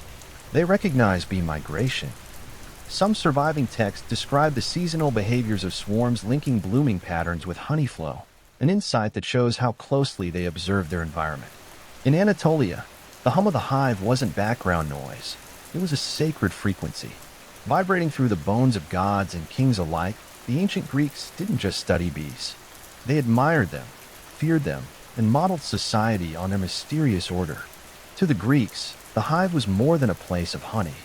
It was a living metaphor, a model for the ideal city-state, a symbol of divine order, and a source of endless scientific curiosity. Greek beekeepers advanced the science of apiculture with a blend of practical knowledge and philosophical flair. Unlike earlier civilizations that used stationary clay hives, the Greeks developed movable terracotta hives with removable lids and sections. These allowed easier access to the honeycomb without destroying the colony, an early step towards sustainable harvesting. They also mastered the art of smoke control, using ceramic bellows and clay smokers. They would puff smoke into the hive entrance, sedating the bees before honey extraction. This innovation not only reduced stings, but also preserved the hive structure, allowing for multiple harvests per season. One of the most influential minds in Greek history, Aristotle, studied bees in extraordinary detail. In his Historia Animalium, he described hive behavior, noting that bees appeared to have distinct roles. Some gathered nectar, others defended the hive, and one, whom he called a king bee, seemed to lead. Although he got the gender wrong, Aristotle's observations laid the groundwork for centuries of bee research. Honey held a revered place in Greek culture. It sweetened wine, preserved fruits, and flavored cakes. It was also used as a base for medicinal salves, especially in wound care, and was seen as a divine gift. The Greeks believed that ambrosia, the food of the gods, was a mixture of honey and wine. The bee itself had mythological significance. It was associated with Artemis, goddess of wild things, and Demeter, goddess of the harvest. Priestesses of Artemis were even called Melissae, the Greek word for bees. The idea of the bee as a sacred feminine force carried deep symbolic power. For the Greeks, the hive was both a scientific marvel and spiritual emblem, a reminder that even the smallest creatures move with purpose, discipline, and grace. In studying bees, they believed they were studying the very laws of nature and perhaps of the gods themselves. If the Greeks studied bees with wonder, the Romans managed them with ambition. Beekeeping in the Roman Empire wasn't just a cottage industry. It was scaled to match the needs of a civilization that stretched across continents. From the vineyards of Gaul to the hills of Hispania, Rome turned the humble hive into an empire-wide enterprise. The Romans inherited much of their epicultural knowledge from the Greeks and Etruscans, but they expanded it into a formalized agricultural science. Writers like Varro and Columella recorded detailed instructions for building hives, harvesting honey, and relocating colonies, their treatises. Describe beekeeping with a startling modernity, including observations on swarm behavior, seasonal cycles, and pest control. Roman hives came in many forms: hollow logs, cork bark containers, clay tubes, and even woven baskets sealed with dung or mud. Flexibility was key. In colder climates, more insulation was needed. In warmer provinces, ventilation was critical. These innovations allowed Rome's beekeepers to adapt the craft across vastly different regions of the empire. To calm bees, Romans employed clay pots filled with smoldering herbs like thyme or oregano. The smoke soothed the hive and perhaps added a subtle flavor to the honey. Harvesting was done with iron knives, and wax was separated by melting and straining, later used in candles, writing tablets, cosmetics, and even waterproofing ships. Honey wasn't just food, it was everywhere. It was added to wine to make mulsum, used in baking, in sources for meat and fish, and even as an early energy source for athletes and soldiers. Roman physicians, following Hippocratic traditions, prescribed honey for sore throats, wounds, fevers, and digestive problems. Its antibacterial properties were well known and well used. But perhaps the most Roman thing about their beekeeping was organization. Large villas often had dedicated honey farms run by enslaved labor under the supervision of estate managers. Production was recorded in ledgers, and surplus honey was sold in markets or exported to distant provinces. Bees were viewed not just as insects, but as productive citizens of the Roman economy. To the Romans, a well-run hive mirrored a well-run household, ordered, obedient, and endlessly fruitful. While ancient civilizations cultivated bees for honey and wax, many also saw the hive as a doorway to the divine. Across Egypt, Greece, Mesopotamia, and beyond, bees weren't just insects. They were spiritual beings buzzing between worlds, delivering messages from gods, and offering sacred gifts like honey that bridged the natural and supernatural realms in Egypt. Bees were directly tied to divine creation. As mentioned earlier, mythology claimed that Are, the sun god, shed tears that turned into bees upon touching the earth. Honey was used in temple offerings to please deities and accompany the dead into the afterlife. The bee also became a royal symbol. Pharaohs of Lower Egypt bore the title He of the Sedge and the Bee, connecting their authority to the cosmic harmony of the hive. In Greece, the bee held powerful feminine symbolism. The priestesses of Demeter and Artemis, goddesses of fertility and wilderness, were called Melissae or bees. These women were considered channels between the divine and mortal realms. The Oracle of Delphi, one of the most important religious centers in the ancient world, was believed by some to have originally been presided over by bee priestesses, even the famed Pythia. The Delphic prophetess was sometimes called the Delphic bee. The hive itself was often seen as a microcosm of perfect order, disciplined, selfless, and productive. Philosophers and mystics compare bee society to ideal human society: cooperative, industrious, and reverent. The Stoics admired bees for their instinctive sense of duty. Early Christians would later adopt the bee as a symbol of chastity and resurrection, noting how bees create but do not lust. In the magical traditions of Mesopotamia, bees were invoked in ritual purification. In some Hittite ceremonies, a live bee was released after absorbing the impurities of the community, literally carrying sin away on its tiny wings. Honey and wax were burned in sacred fires, used in crafting protective amulets, and embedded in magical text for blessings and healing. The bee was more than a metaphor. It was a bridge, a creature that lived in nature's hidden spaces, made golden food without killing, and stung only in defense. To ancient peoples, bees weren't just miraculous, they were mystical. To the ancient world, honey wasn't just delicious, it was divine medicine long before bacteria were discovered.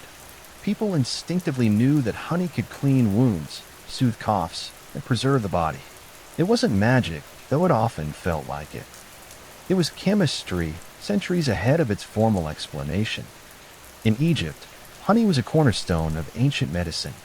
Medical papyri like the Ebier's Papyrus circa 1550 BCE list honey in over 500 prescriptions. It was mixed with milk, figs, garlic, and herbs to treat everything from eye infections to digestive problems. When paired with animal fat or resin, it was applied as a salve to burns and cuts. Doctors knew that wounds treated with honey healed faster and resisted infection, likely due to honey's natural acidity and hydrogen peroxide content. The Greeks followed suit. Hippocrates, the father of modern medicine, prescribed honey for respiratory problems, ulcers, and fatigue.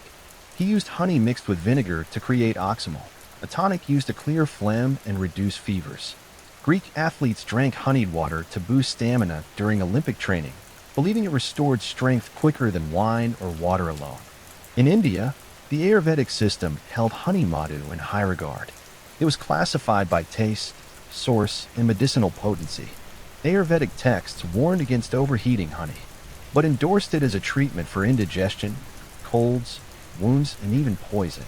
It was also used in religious rituals, offered to gods and consumed during sacred fasts for both spiritual and bodily cleansing. The Romans, too, believed in the medicinal power of honey. Pliny the Elder recorded dozens of remedies involving honey in his natural history. It was a base for ointments, gargles, and laxatives, and even used to treat the wounded after battle.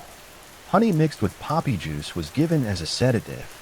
Roman surgeons kept it on hand to dress wounds and reduce inflammation. Beeswax had its place in medicine too, as a base for plasters, balms, and even dental fillings. Its malleability and resistance to decay made it ideal for sealing and preserving. In short, honey in the ancient world wasn't just sweet, it was life-saving. It healed the sick, preserved the dead, and symbolized purity. It was the pharmacy of the gods delivered by the wings of bees. Ancient beekeepers were more than farmers. They were innovators, engineers, and keen observers of nature. Across civilizations, they developed specialized tools and methods that allowed them to manage bee colonies effectively, harvest honey sustainably, and even protect themselves from the bees' defensive stings. One of the most important innovations was the design of the hive itself. The Egyptians popularized the use of horizontal cylindrical clay hives, essentially large terracotta tubes stacked in rows.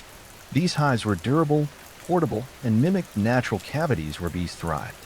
Similarly, the Greeks and Romans used terracotta and woven basket hives, some with removable lids to allow access to honeycombs without destroying the colony. The ability to inspect and harvest without killing the bees was revolutionary, paving the way for modern, sustainable apiculture. To safely extract honey, ancient beekeepers employed smoke to calm the bees. The Greeks invented clay smokers and bellows designed to direct smoke into the hive's entrance. The smoke masked alarm pheromones released by guard bees, reducing their aggression. Romans refined this by burning fragrant herbs such as thyme or oregano, which soothed the bees and possibly imparted subtle flavors to the honey. Harvesting tools varied. Wooden or bronze knives were used to slice combs carefully. Sometimes honeycombs were pressed to extract liquid honey, and wax was melted and filtered for later use. Beekeepers often wore minimal protection, relying on experience and careful technique to avoid stings. Suits and gloves were millennia away. Ancient texts reveal that beekeepers also observed bee behavior meticulously. They understood swarm cycles, seasonal patterns, and the importance of moving hives to optimize nectar collection. Some cultures practiced transhumance, relocating hives to follow flowering plants' bloom, similar to modern migratory beekeeping. Additionally, honey storage was a crucial aspect of ancient beekeeping. Egyptians used sealed ceramic jars to store honey, protecting it from moisture and spoilage. Honey's remarkable shelf life was well known, sometimes lasting centuries sealed within tombs. Even the relationship between humans and bees was carefully managed. Rituals were performed to appease bee spirits or gods, ensuring cooperation and avoiding misfortune. This spiritual care was as vital as the physical tools in maintaining a productive hive. In all, ancient beekeeping was a blend of craftsmanship, natural science, and reverence.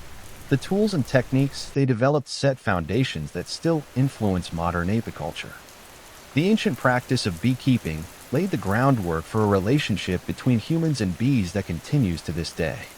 Far from a simple agricultural activity, early beekeeping was an art and science that influenced medicine, religion, economy, and ecology across civilizations, shaping the way we understand nature and sustainability. From the Nile Valley to the hills of Anatolia, from the temples of Greece to the farms of Rome, ancient beekeepers honed methods to protect and sustain their colonies. Their innovations in hive design, smoke use, and seasonal management allowed for sustainable honey harvests, a practice crucial for both survival and trade. The respect they showed for the bees' life cycles helped foster a model of harmony between humans and nature. Their understanding of honey as a medicine informed the early pharmacopoeias of Egypt, India, and Rome, influencing healing practices that persist in traditional medicine worldwide. Honey's antibacterial and preservative properties became the foundation for wound care and remedies, while beeswax shaped early technologies in cosmetics, art, and construction. The symbolic and spiritual meanings attributed to bees and honey in ancient cultures also endure. Religious rituals honoring bees and honey continue in various traditions, reflecting humanity's ongoing fascination with a hive as a metaphor for order, cooperation, and divine blessing. The idea of bees as messengers between worlds or symbols of resurrection permeates art, literature, and folklore across centuries. Moreover, the ancient practice of migratory beekeeping, moving hives to follow floral blooms, is echoed in modern commercial apiculture, essential for crop pollination and global food production. The innovations of ancient beekeepers helped set the stage for today's awareness of bees as vital pollinators and the environmental challenges they face. Despite technological advances, the core relationship remains unchanged. Humans depend on bees for food, medicine, and ecosystem health, and bees in turn have shaped human culture, economy, and spirituality since the dawn of civilization. The legacy of ancient beekeeping is a testament to human ingenuity, respect for nature, and the enduring power of collaboration, both within the hive and between species. It reminds us that even the smallest creatures can inspire science, faith, and survival. Before electricity, TikTok, and sleep hygiene influences, medieval people approached nighttime with a schedule that would baffle the modern melatonin enthusiast. It was called segmented sleep, a natural two-part sleep cycle split neatly in half like a stale medieval biscuit. The routine was simple. After sundown, most people turned in early, drifting off into what was known as first sleep. Then, after about 4 hours, they'd wake up deliberately and spend the next hour or two doing what can only be described as medieval midnight multitasking. This wasn't considered insomnia. It was just how sleep worked. The watch period between the two sleeps was seen as practical, useful, and occasionally alarmingly social. People used this time to pray, read religious texts, tend fires, or check their livestock because nothing ruins your REM cycle, like wondering if your goat is still in the yard. And yes, this was also considered the ideal time for intimacy. Medieval physicians and marriage manuals noted that the body was well rested and calm of mind during this period, which sounds like a polite way of saying, too tired to argue. So if you ever thought you were romantic for waking up early to make your partner coffee, just know your ancestors were setting the bar very differently. The second sleep would follow this interlude, lasting until sunrise. Everyone from monks to farmers participated in this nightly rhythm. Even literary figures like Chaucer casually mentioned it, which means that yes, even in medieval literature, people were writing about not sleeping properly. Oddly enough, modern science has suggested that segmented sleep might actually be more natural for humans. The two sleep cycles align with how our circadian rhythms work in the absence of artificial light. So the next time you find yourself wide awake at 2 a.m., don't panic. Just whisper, yes, the watch has begun, and goes tend to a symbolic fireplace. It wasn't until the industrial era, with factories, gas lamps, and the growing fear of unproductivity that humans began to enforce the idea of 8 uninterrupted hours as though sleep were a timed sport. In the medieval world, waking up in the middle of the night wasn't a failure. It was the schedule, and everyone was on it, whether they liked it or not. Let's talk about beds, or rather the medieval approximation of them in today's world. We obsess over thread counts, memory foam, cooling gels, and whether a mattress is cloud-like. In medieval Europe, a bed was often just a pile of stuff that used to be alive, now flattened under the weight of poor sleep and unspoken regrets. The typical peasant bed consisted of a straw mattress known as a pallet. This was literally straw or hay stuffed into a sack of rough fabric if they had the luxury of a sack. If not, it was just straw on the floor, possibly damp, possibly already claimed by a cat. These pallets were not comfortable, but they were better than nothing, which was the alternative. Straw was cheap, plentiful, and good at insulating against the cold. It was also great at harboring insects, lice, and the occasional field mouse, which made sleeping an exercise in cautious stillness. If it itched, you ignored it. If it bit, you just shifted slightly and hoped for the best. If a family had a bit more money, or at least a functional back, they might elevate the straw mattress onto a wooden frame. This didn't change the sleep experience dramatically, but it did reduce the chances of waking up with beetles in your ear slightly. Linens were a rare treat. Most people slept in the clothes they wore all day. Pajamas weren't really a thing, and neither was personal space. Whole families, children, parents, maybe a grandparent, all slept together in the same space, sometimes on the same straw pile. If you got too warm, you could always roll into your cousin's elbow. Nobles, of course, had proper beds. Large wooden frames, feather mattresses, embroidered sheets, and canopies to keep out the drafts and hopefully the lice.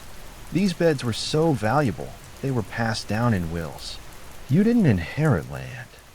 You inherited Aunt Matilda's suspiciously lumpy feather bed. Still, for most medieval folks, a bed wasn't a place of comfort. It was a place to not freeze, to avoid the chickens, and maybe, just maybe, to dream of being rich enough to one day sleep on something that didn't squawk or rustle. When we hear about nightcaps today, we think of a cozy little drink, maybe something with whiskey, a warm fire, and a questionable decision. But in the Middle Ages, a nightcap wasn't a beverage. It was a hat, a real, tangible, often ridiculous-looking piece of fabric designed to keep your head from freezing off while you slept. You see, insulation wasn't exactly the strong point of medieval architecture. Stone walls, drafty thatched roofs, and windows made of thin animal horn or oiled parchment didn't do much against the cold and central heating. That was called a dog. So to keep their heads warm at night, especially since body heat escapes fastest through the scalp, medieval people adopted the humble nightcap. These hats came in all shapes and sizes, but the most iconic version was long and pointed, like something you'd expect on a wizard who moonlights as a chimney sweep. They were usually made from wool, linen, or whatever scrap of warmth could be spared without angering the family goat. For men, it was a practical accessory for women. It sometimes doubled as a coif or head wrap, which also served the dual purpose of maintaining modesty and covering hair that hadn't seen soap since last Lent. But beyond warmth, nightcaps had social weight too. In some regions, married women were expected to cover their heads at all times. Yes, even while asleep, and the cap itself could be embroidered or dyed to reflect a family's wealth or status, because nothing says success like going to bed with a mini flag on your skull. In more urban settings, the nightcap even became a symbol of being off-duty. If you opened your door wearing one, it was a polite medieval way of saying I'm not dressed for conversation. And yes, this hat does mean go away.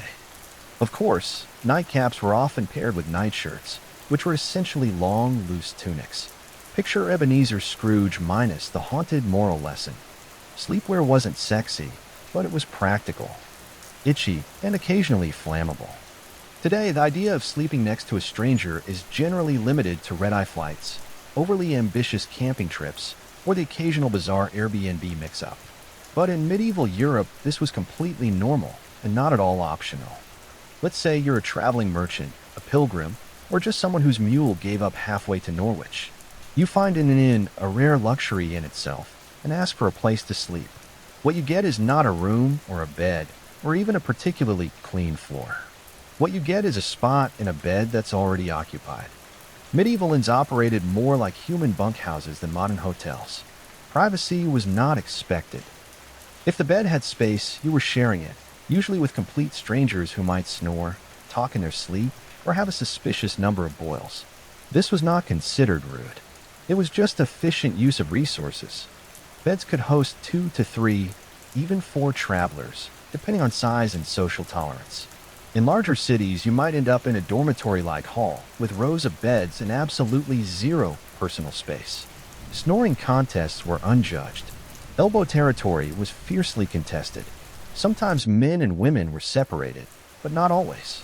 Some inns tried to assign beds by profession, blacksmiths with blacksmiths, clergy with clergy, thieves with other thieves, allegedly. But often it was first come, first brawl. And while this might sound like a nightmare to modern germaphobes, back then it was an upgrade from sleeping outdoors with the wolves, the rain, and the occasional peasant uprising. Worried about theft, many travelers slept with their purse tied to their belt or hidden under their clothes. Others slept on top of their bundles, turning luggage into both pillows and alarm systems. If someone moved your bag, it usually meant you were about to wake up poorer. The rich, of course, did not suffer this fate. Nobles traveled with entourages and camped in relative comfort, or demanded their own rooms if an innkeeper valued their roof. In the medieval world, going to bed wasn't just about pulling up a blanket and drifting off. It was a spiritual operation, a nightly gamble where the stakes were your eternal soul. People didn't just sleep, they prepared to potentially die. Hence the popularity of bedtime prayers. Forget lavender spray or calming podcasts. Medieval sleepers wound down with confessions, psalms, and soul-cleansing spiritual clauses just in case they died somewhere between good-night and dawn. The idea was simple. You could die at any moment from illness, fire, demons, or most dangerously, being over 30 in the year 1247. So you better say your prayers. Not because it was comforting, but because hell was terrifying and you didn't want to show up uninvited, unwashed, and spiritually disheveled. One common version. If I should die before I wake, I pray to the Lord my soul to take. Sweet, right? Except it's basically a legal document written by a 7-year-old. Acknowledging death as a likely bedtime outcome, many adults had a whole catalog of prayers for different threats. One for when you were feeling guilty, one for when you thought the devil might be hiding in the rafters, one for plague prevention, which unfortunately aged poorly. Some even prayed to specific saints known for watching over sleepers, kind of like holy bouncers guarding your soul at the club door. The really devout monks, nuns, and overly anxious nobles ended their day with Compline, the final prayer service before bed. After Compline, they took a vow of silence, which wasn't hard because everyone was already exhausted, underfed, and mildly afraid of the dark. Children were also encouraged to pray, in part because it was good for their souls, and in part because it gave them something to do other than ask why the dog was in their bed again.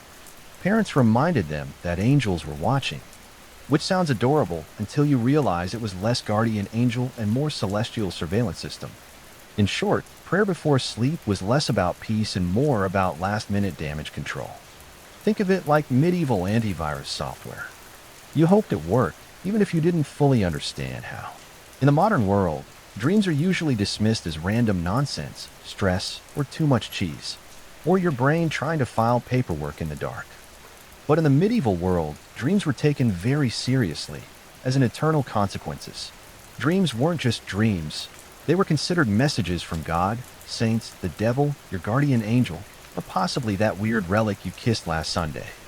Some dreams were divine revelations, others were demonic temptations.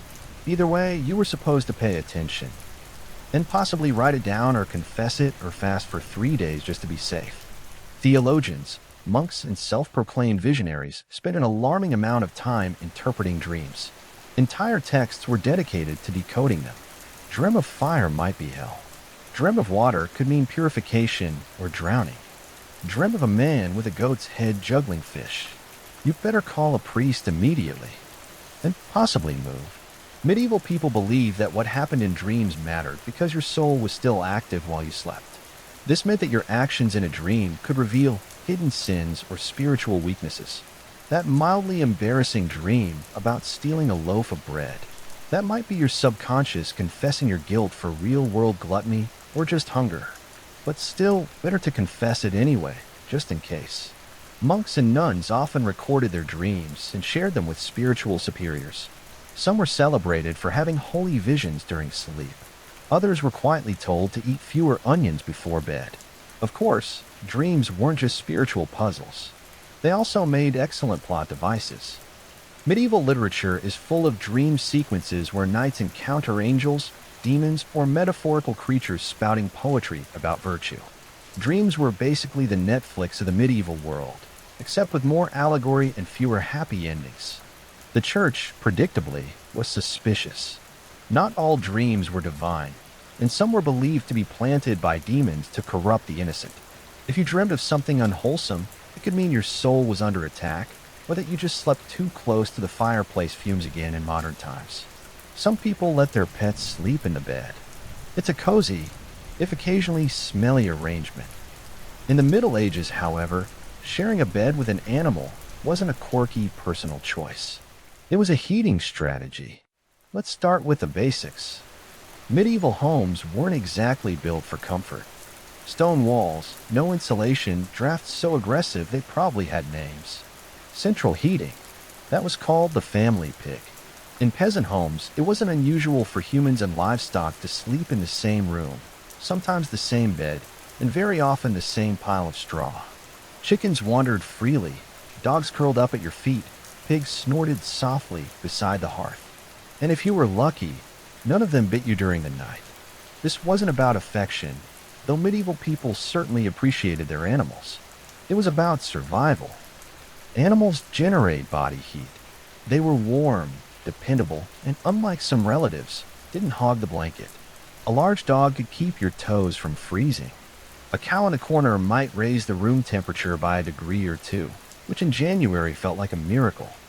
Medieval homes, especially those of the lower classes, often had just one room for everything. Cooking, eating, sleeping, occasionally dying everyone. Humans and animals alike made do with the same space. Children might be nestled between parents and a goat. A chicken might serve as an impromptu alarm clock. Hygiene. Let's not ask too many questions. For wealthier families, this wasn't as common.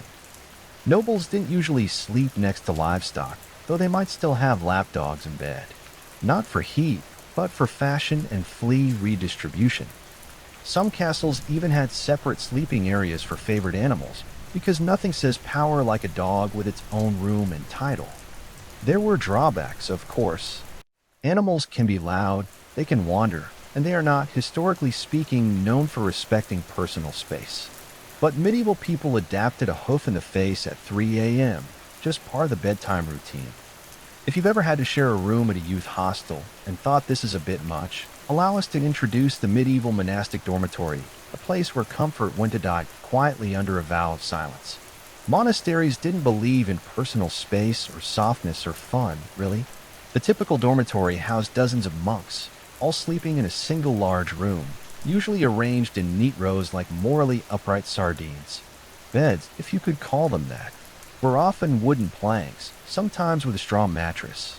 If the abbot was feeling generous, or it was a feast day, you slept fully clothed, not out of modesty, but because getting dressed in the dark at 2 a.m. for prayers was more painful than just going to bed already prepared. The monastic uniform, including robe, belt, and sandals, doubled as spiritual armor and poor insulation. If you got a cold, you layered up. If you get hot, well, no, you didn't. There were no pillows, no privacy curtains, and absolutely no talking. Silence was enforced, not suggested, under the rule of Saint Benedict. If you rolled over and groaned too loudly, you might find yourself on chamber pot duty for a week. Snoring, however, was a gray area. You couldn't control it, but if it became disruptive, the Lord might still hold you accountable. Or at least your cellmates would. The lighting was minimal. One candle, maybe. You didn't need to see. You just needed to lie still and not sin. That was the goal. Despite the austerity, monks believed their Spartan beds were training for the afterlife, preparation for the soul's journey by denying the flesh any excess. Sleep was not a pleasure. It was a necessity, monitored and scheduled like everything else. Some monks even slept sitting up just to avoid any hint of luxury, or dreams, or circulation. Compared to this, peasant straw piles and snoring pigs almost seem luxurious. At least the pig didn't judge you. Let's talk about something that will horrify most modern sleepers, waking up voluntarily at 2 a.m., and not for a bathroom break or a doom scroll, but for prayer. Loud, cold, candlelit prayer. In medieval monasteries, this was standard practice. Monks and nuns followed a rigid daily schedule based on the canonical hours, which included matins, the first service of the day. And by day, we mean the darkest part of the night, when even the owls were still deciding whether to wake up. The bell would toll, often rung by someone who drew the short straw, and the entire dormitory of robed, sleep-deprived souls would shuffle off to the chapel in silence. And yes, still in full clothing, because monks didn't do pajamas. The only layering system they believed in was spiritual. Inside the chapel, by flickering candlelight and under the echo of stone vaults, they would chant psalms, recite scriptures, and try their best not to fall asleep on their feet, which incidentally was a real issue. There are records of monks being punished for dozing mid-prayer, usually with extra chores or more prayers. You fell asleep in matins. Congratulations, you now get to lead the next one. Matins could last an hour or more. Some particularly enthusiastic orders stretched it to 2. Imagine trying to stay spiritually engaged while your stomach reminds you that dinner was a bowl of lentils and a moral lesson, and your body is actively shutting down. After the service, monks would either return to bed for their second sleep, or in stricter orders, move straight into study or manual labor, because nothing says holy discipline like threshing wheat on 4 hours of fragmented rest. Why so early? The idea was to sacrifice comfort and dedicate the first and quietest part of the night to God, uninterrupted by the temptations of daylight, warmth, or REM cycles. It was a powerful symbol of devotion. Or at least it was once you got over the numb feet, the candle smoke, and Brother Ambrose's off-key chanting. In the modern world, sleeping alone is often framed as a luxury, a sign of independence, peace, or just an ability to control the blanket. In the medieval world, though, sleeping alone was considered suspicious, impractical, or just downright unsafe. Let's start with the basics. Warm. Beds, as we've established, weren't exactly toasty. Stone walls and open chimneys didn't do much to trap heat, and central heating was still several plagues away. So people shared beds for body heat, not out of intimacy, but out of basic thermal desperation. Children slept with siblings, parents, and sometimes the neighbor's kid if they were visiting. It was like a sleepover, but nobody asked if you wanted to be there. But beyond warm, there was a spiritual reason for sleeping in groups. Many people believe the night was. When the devil worked overtime alone in the dark, your soul might be vulnerable to temptation, or worse, possession. Having others nearby created a kind of moral buffer zone. If something went wrong, at least someone would witness it or catch the demon first. For children, being alone at night was practically unthinkable, not just for comfort, but because ghosts, fairies, and wandering spirits were all part of the nightly landscape. Tales warned against solitary sleep as a gateway to mischief and spiritual peril. And unlike today's bedtime stories, these tales didn't end in hugs. They ended in disappearances. Even married couples often shared their beds with children, servants, or random guests. Privacy was not a concept so much as a modern myth. In fact, the idea of 2 people sleeping alone in a giant bed was so foreign that it would have been considered wasteful. Or deeply, deeply suspicious. In religious contexts, even monks often slept communally, and if someone was assigned to sleep alone, it was often for disciplinary reasons. Yes, in some cases, being alone in bed was literally a punishment. Medieval logic, solitary sleep, grass opportunity for sin. Group sleep, public accountability. Next time you're curled up in your own bed, with your own blanket in a room that doesn't smell like a goat, enjoy the silence. In medieval times, you'd probably have 2 kids, a sheepdog, and a cousin in there with you, all of them snoring. If you've ever accidentally fallen asleep sitting up in a lecture, a carriage, or a dentist's waiting room, you probably woke up with a crick in your neck and a deep sense of regret. But in the Middle Ages, sleeping upright wasn't an accident. It was a lifestyle. Some medieval folks, particularly the wealthy or religiously devout, chose to sleep propped up rather than lying flat. Why? A few reasons, none of them particularly restful. First, there was a medical belief that lying flat was bad for digestion, the lungs, or the general balance of the bodily humors. In a world where doctors thought a sneeze could rearrange your soul, this logic made perfect sense. Upright sleeping, they believed, helped avoid congestion of the brain, which sounds ominous, but mostly meant don't drown in your own phlegm. Second, there were spiritual concerns. Lying flat was considered too close to the posture of the dead. You didn't want to confuse God, or worse, Attract attention from the angel of death by sleeping in the same position used at funerals. Superstitious? Absolutely. But when your local priest doubled as the community's health consultant, you pick your battles carefully. As a result, people often slept partially reclined, supported by large bolsters, pillows, or the wooden headboard equivalent of a medieval lazy boy. Nobles sometimes had their beds rigged with angled supports to maintain a semi-seated posture, perfect for digesting one's evening meat pie or fending off surprise demon attacks. Monks took it a step further. In stricter orders, they might even sleep sitting upright on a bench, or leaning against a cold wall with nothing but a hood to muffle the discomfort. It wasn't about health. It was about discipline. If you were too comfortable, you might dream. If you dreamed, you might sin. If you sinned, well, welcome to confession at 5 a.m.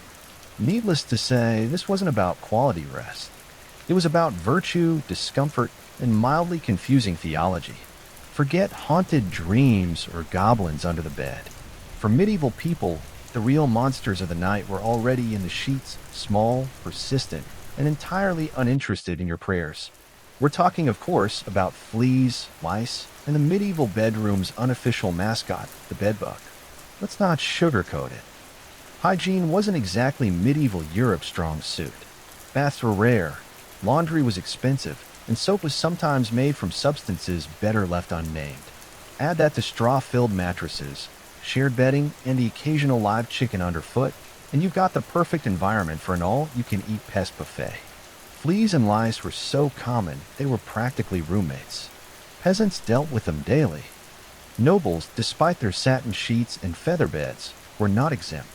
In fact, some richer households had dedicated nitpickers, actual servants tasked with removing lice from their employer's hair and clothing. Imagine that as your job title. Master of the Royal Scalp. Bedbugs, meanwhile, were the silent assassins of medieval sleep.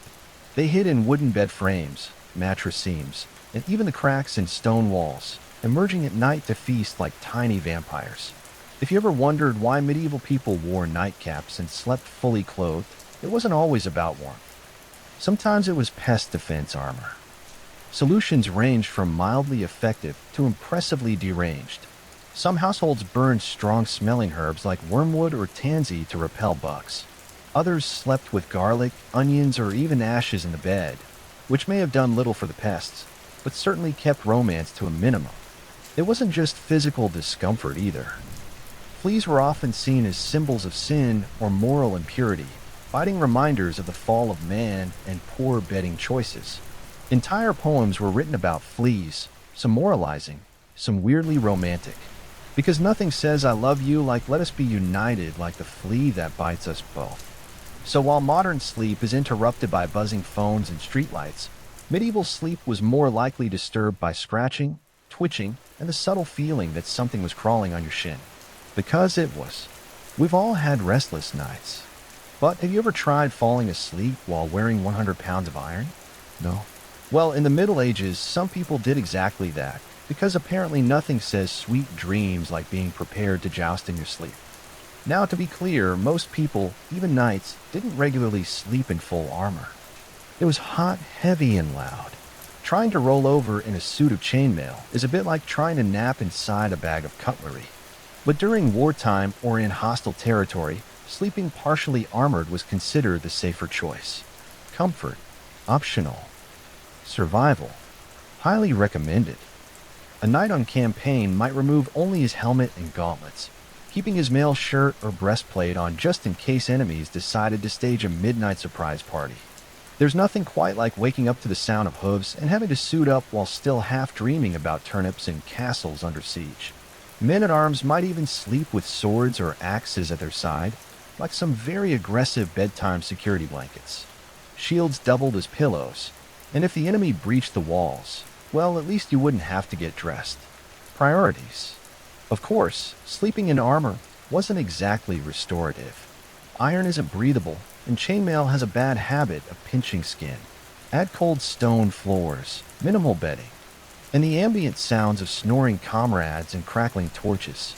And you've got a sleep environment that ranks somewhere below the airport terminal on the comfort scale. Even those not in battle sometimes wore light protective gear while sleeping in dangerous regions. Traveling merchants or guards on watch duty might nap in gambesons, thick quilted jackets that offered a bit of protection and slightly more padding than the moral support of prayer alone. And lest we forget, the armor wasn't exactly subtle. If you rolled over the wrong way, you might clank so loudly that everyone else woke up and assumed the apocalypse had arrived. Again, in a time when nightly demons, lice infestations, and pigs in your bed weren't considered unusual, you might think that sleepwalking was just one more medieval inconvenience. But oh no, it was much more dramatic than that.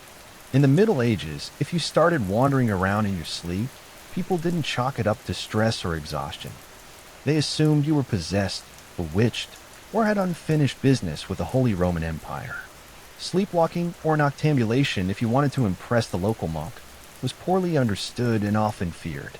The idea that someone could rise from their straw pallet, shuffle across the room, and stare blankly at a wall was less harmless parasomnia and more devil's rehearsal dinner.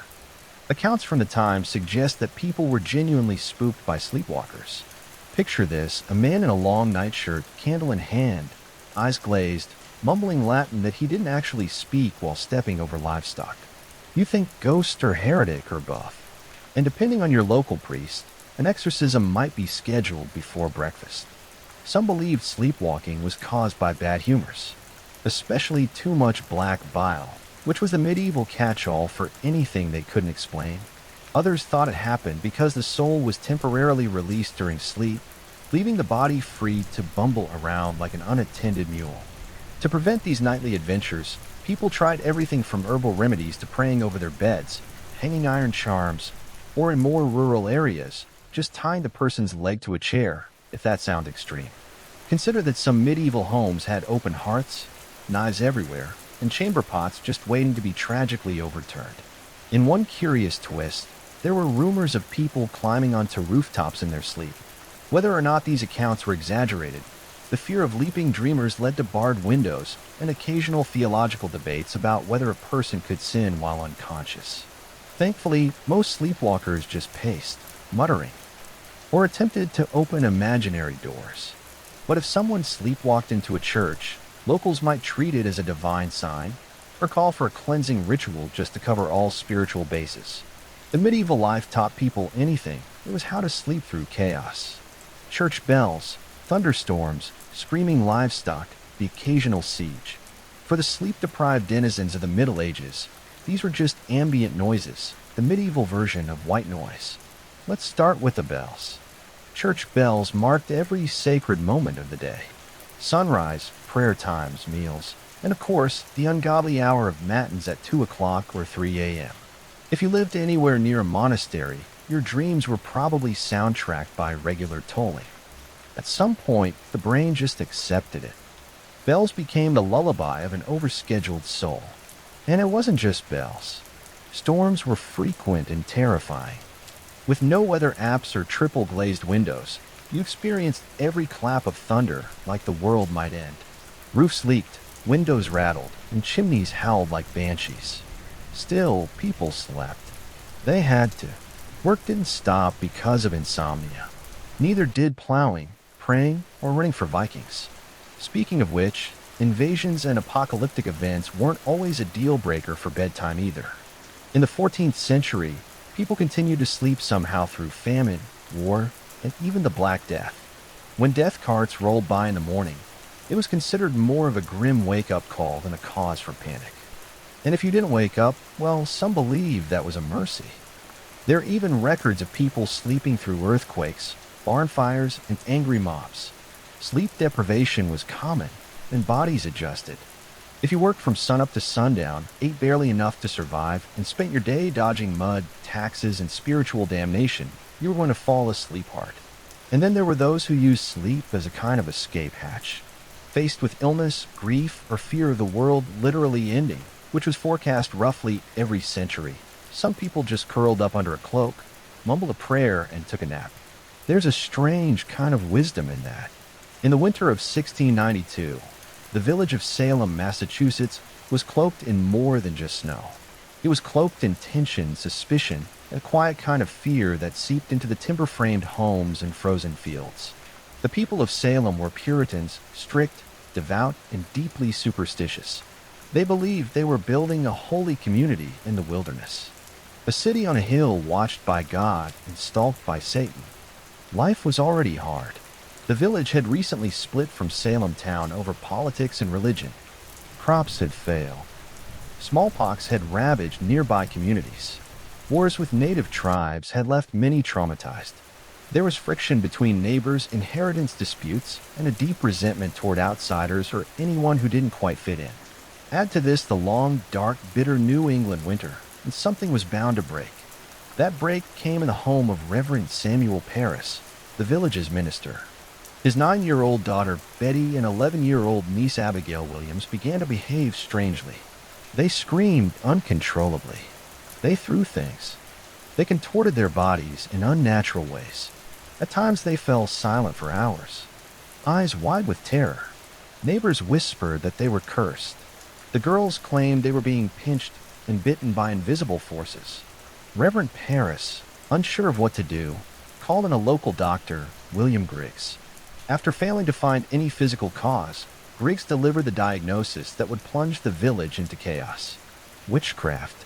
That single word set fire to the fears already simmering in Salem. In a place where witches were believed to be real, dangerous servants of the devil, the idea was not far-fetched.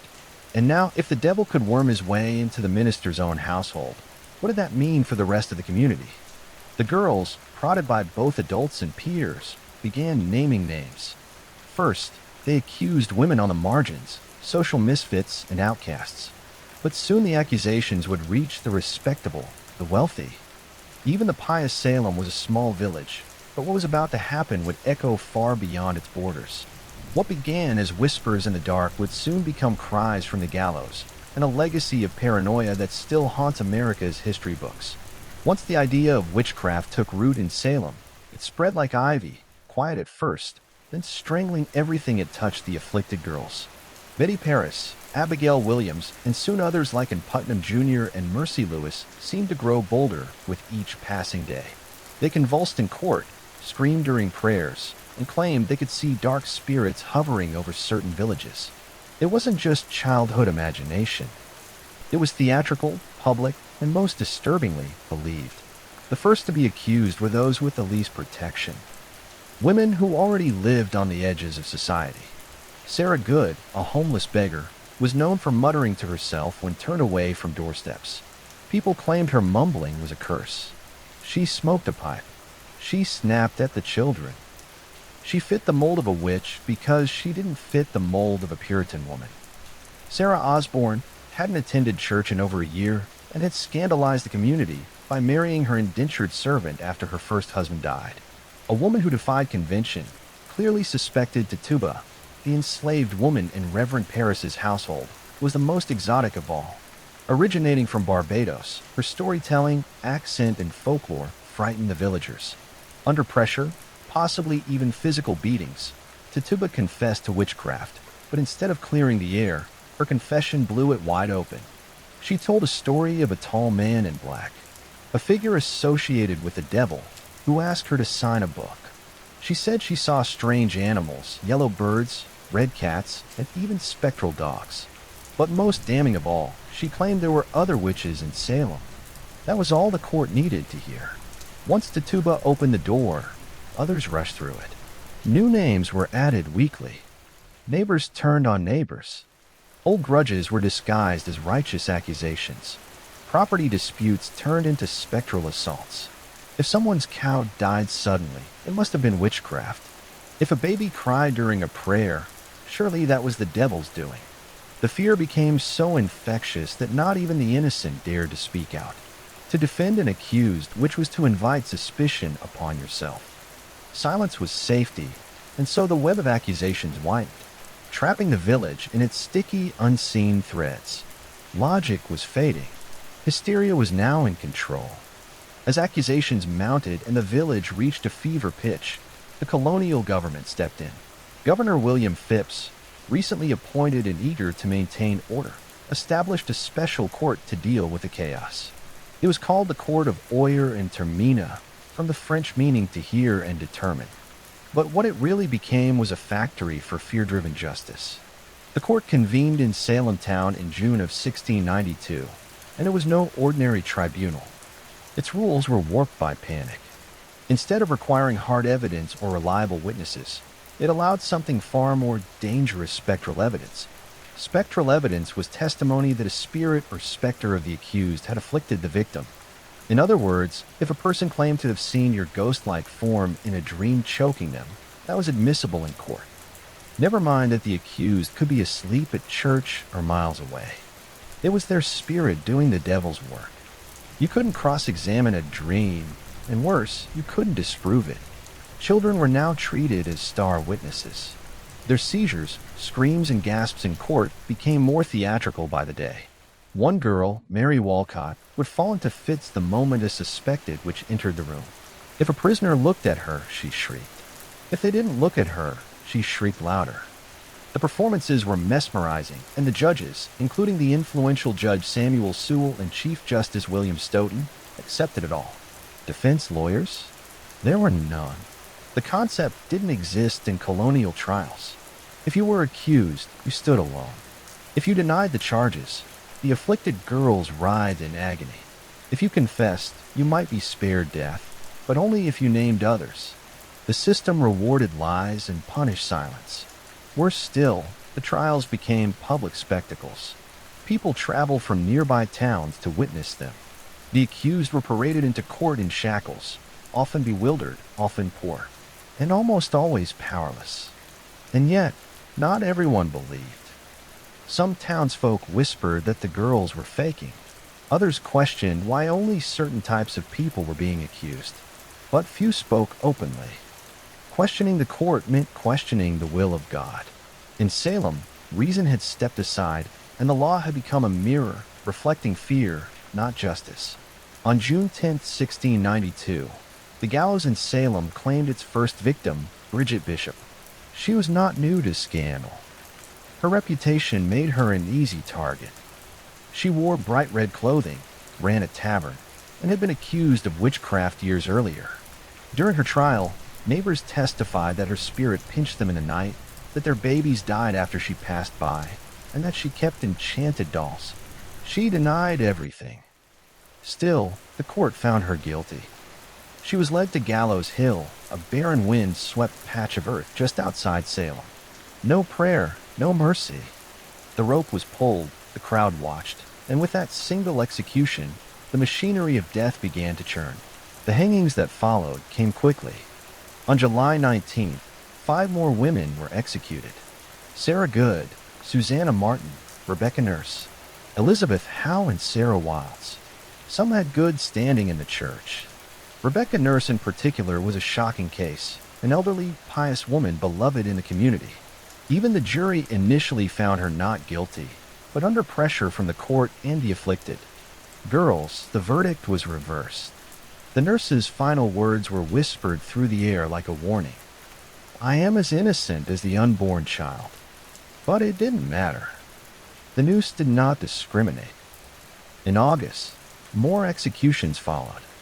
On September 22nd, the deadliest day, 8 people were hanged in a single morning. Among them was Martha Corey, a woman who had doubted the trials early on, and her husband, Giles Corey, who met a different fate. Giles refused to enter a plea. The court, unable to proceed with a trial without one, resorted to an ancient English punishment, peine forte et dure. He was pressed to death. Stones were piled on his chest slowly, cruelly, over 3 days. His final words, as legend has it, were more weight. By the end of the hysteria, 19 people had been hanged, 1 pressed to death, and at least 5 more died in jail awaiting trial.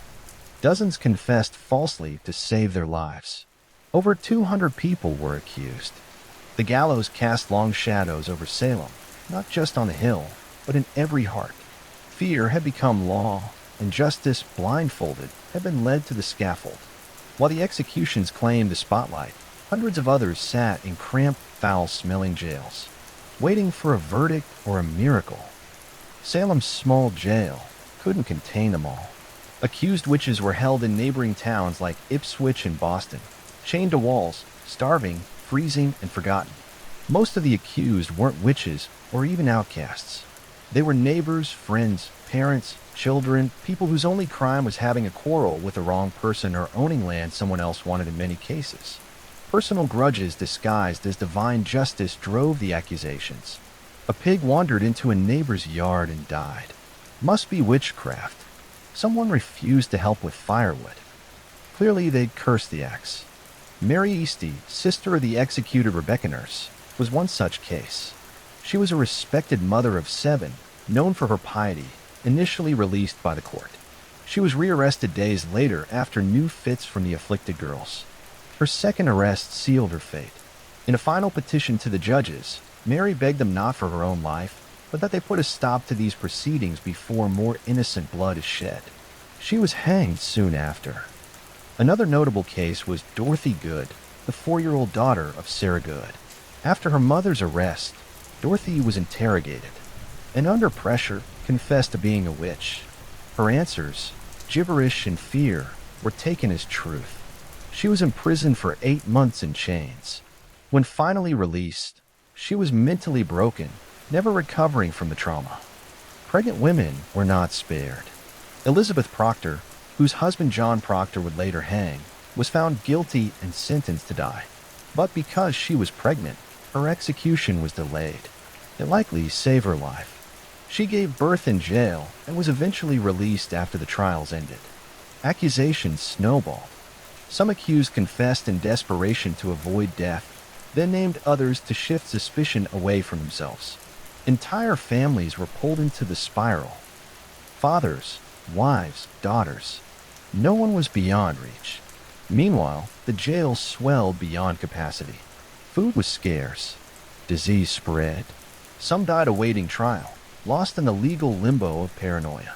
And still, new names were added each week. In Salem, it no longer mattered who you were, only who was willing to say your name. By the fall of 1692, the spell of hysteria began to crack, not because the court came to its senses, but because reality forced its way back in. The turning point came when accusations grew too bold. People who had once supported the trials found themselves suddenly on the wrong side of them. Reverend George Burroughs, a former Salem minister, was arrested and charged with being the ringleader of the witches. He was well-educated, well-spoken, and had previously clashed with influential families in the village. That was enough. But on the day of his execution, Burroughs did something shocking. He stood on the gallows and flawlessly recited the Lord's Prayer, something witches were believed incapable of doing. The crowd fell silent. Some wept. Even hardened observers were shaken. But the execution went on. That moment planted a seed of doubt. Then came the accusation of Mary Phipps, the wife of Governor William Phipps. Suddenly, the hysteria had reached the top of the colony's social ladder. Phipps, already unnerved by growing criticism and chaos, finally took action. In October 1692, he dissolved the court of Oyer and Termina, halting all pending executions and trials. Public sentiment had shifted. Ministers, once silent or complicit, began to speak out. Increase Mather, one of the colony's most respected theologians, denounced the use of spectral evidence. It was better, he said, that 10 suspected witches should escape than one innocent person should be condemned. A radical thought in a society that had for months believed exactly the opposite. People who had once cheered the trials began to question them. The jails were still full, but the appetite for more blood had dulled. Too many respected figures were being accused. Too many innocent people had been buried. The villagers had begun to see that this wasn't divine justice. It was madness. Confessions dried up. Some accusers backtracked. Others disappeared from public view, and those who had previously shouted the loudest now lowered their eyes. The fear hadn't disappeared, but it had exhausted itself. The public wanted stability. The officials wanted to save face, and Salem, bruised and ashamed, was finally ready to wake from its nightmare. The storm was breaking, but the damage had already been done. By late 1692, the judicial system that had fueled the hysteria began to collapse under the weight of its own absurdity. With the court of Oyer and Termina disbanded in October, a new, more cautious court, the Superior Court of Judicature, was formed in early 1693. This time things were different. Spectral evidence was no longer allowed, and the judges were noticeably more skeptical of the accuser's wild claims. The result? The convictions slowed dramatically. Many accused witches were acquitted outright. Of the 56 cases brought before the new court, the majority were released. Even those who had already confessed began to recant their testimonies, admitting that fear, torture, or pressure had forced them to lie. The dramatic performances of the afflicted girls lost their persuasive power. The most prominent case in the unraveling of the trials was that of Reverend Samuel Willard, a respected minister who came under suspicion. While he was never formally charged, the fact that such a high-ranking devout man could be suspected highlighted how arbitrary and corrupt the process had become. The court, once ferocious, was now cautious. They began quietly releasing those still in jail. First, those with little evidence against them, and eventually even those who had confessed to witchcraft under duress. Meanwhile, families of the executed began to demand justice.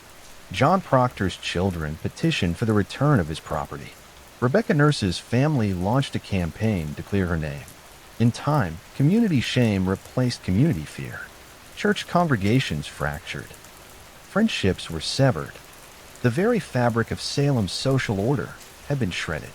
Governor Phipps, realizing the colony's growing international embarrassment, pardoned the remaining prisoners in 1693. But even freedom came at a cost. Many families had to pay for their own jail fees before being released. Imagine losing your home, your health, and nearly your life, only to be handed a bill for the privilege of surviving by the end of the ordeal. 19 people had been hanged, 1 pressed to death, 5 died in jail, and over 200 had been accused. The court didn't just collapse, it imploded, leaving behind a crater of guilt, grief, and disbelief. The trials had ended, but the healing had not even begun. Salem was a village forever altered by the people it had lost, the justice it had abandoned, and the mirror it was now forced to look into. The gallows were silent.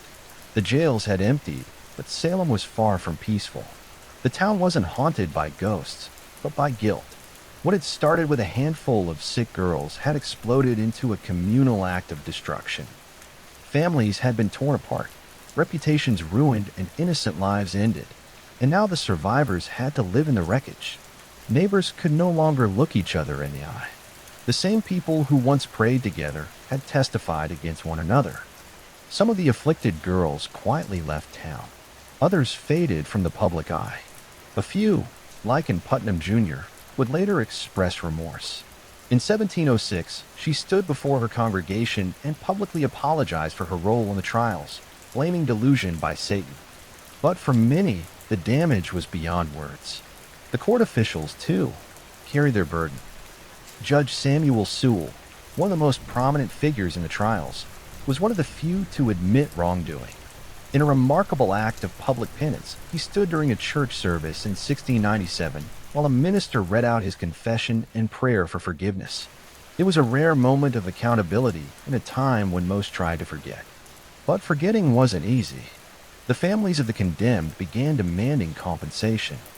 Over the years, petitions flooded the Massachusetts government, asking for official pardons, for returned property, for public acknowledgement that the executed were innocent. Slowly, the government responded.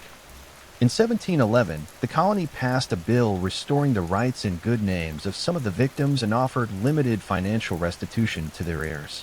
But even that wasn't comprehensive. Some families, like the Coreys and the Proctors, were left out entirely.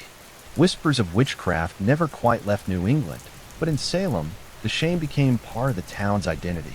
The village eventually changed its name to Danvers, perhaps to distance itself from its infamous past. Gallows Hill was never officially marked, as if the town hoped to bury not just the dead, but the memory of what had happened. But the memory persisted in sermons, in stories, in the silence between former friends. Salem had not been cursed by witches. It had been cursed by fear, by pride, and by unchecked power, and that curse would linger long after the execution stopped. The Salem witch trials ended more than 3 centuries ago, but their legacy continues to echo not just in textbooks and historical tours, but in how we understand justice, fear, and the fragility of truth. What happened in 1692 wasn't simply a strange episode of mass hysteria. It was a breakdown of logic, compassion, and legal integrity in the face of panic. Ordinary people, farmers, midwives, ministers became executioners simply by believing too easily and questioning too little. The courts, meant to protect the innocent, became tools of oppression. Religion was weaponized. Testimony became theater. And silence became guilt. One of the most chilling aspects of Salem's tragedy is how quickly it unfolded. In a matter of months, fear overcame fact. Old grudges disguised as spiritual warfare became death sentences. It didn't take demons or devils, it only took belief in them. But the trials also taught hard-earned lessons that would ripple through American society in the years and centuries that followed. The Salem episode would be cited repeatedly in debates about due process and civil liberties. The U.S. Constitution, written nearly a century later, would explicitly prohibit things like ex post facto laws and bills of attainder, measures that had in effect doomed the accused in Salem. The guarantee of a right to legal counsel, the right to face your accusers, and the requirement for concrete evidence were hard-won principles forged in part from the ashes of Gallows Hill. In modern times, the phrase witch hunt has become shorthand for political persecution or moral panic, though it's often used with little regard for the real terror those words represent. In truth, Salem was not a metaphor.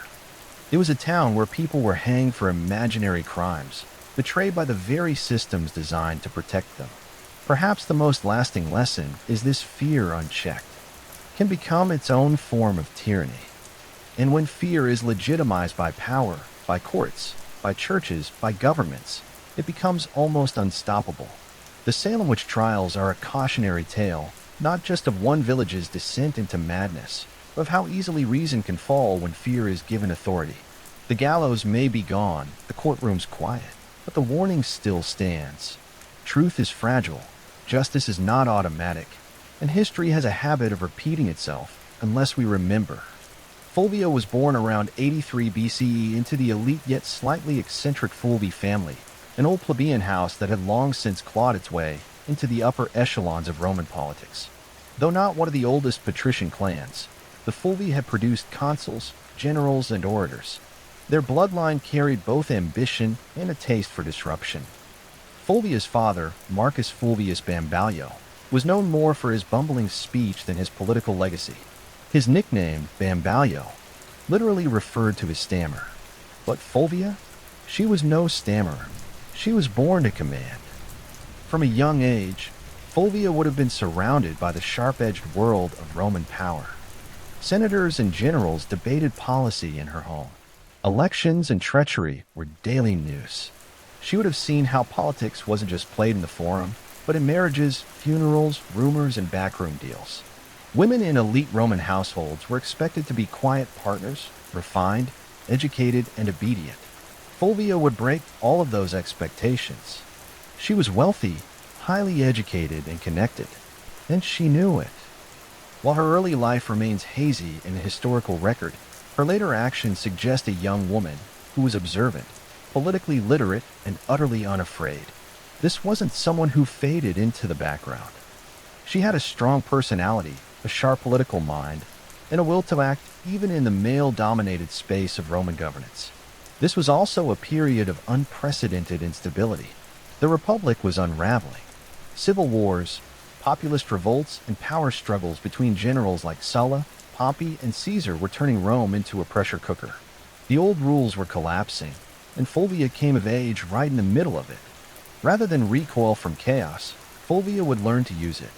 Her early life didn't produce the kind of modest matron Rome idealized. It produced a woman who saw politics not as a man's world to be feared, but as a battlefield to be mastered. She would go on to marry 3 powerful men, each one a radical player in Roman history. But Fulvia wouldn't just marry power.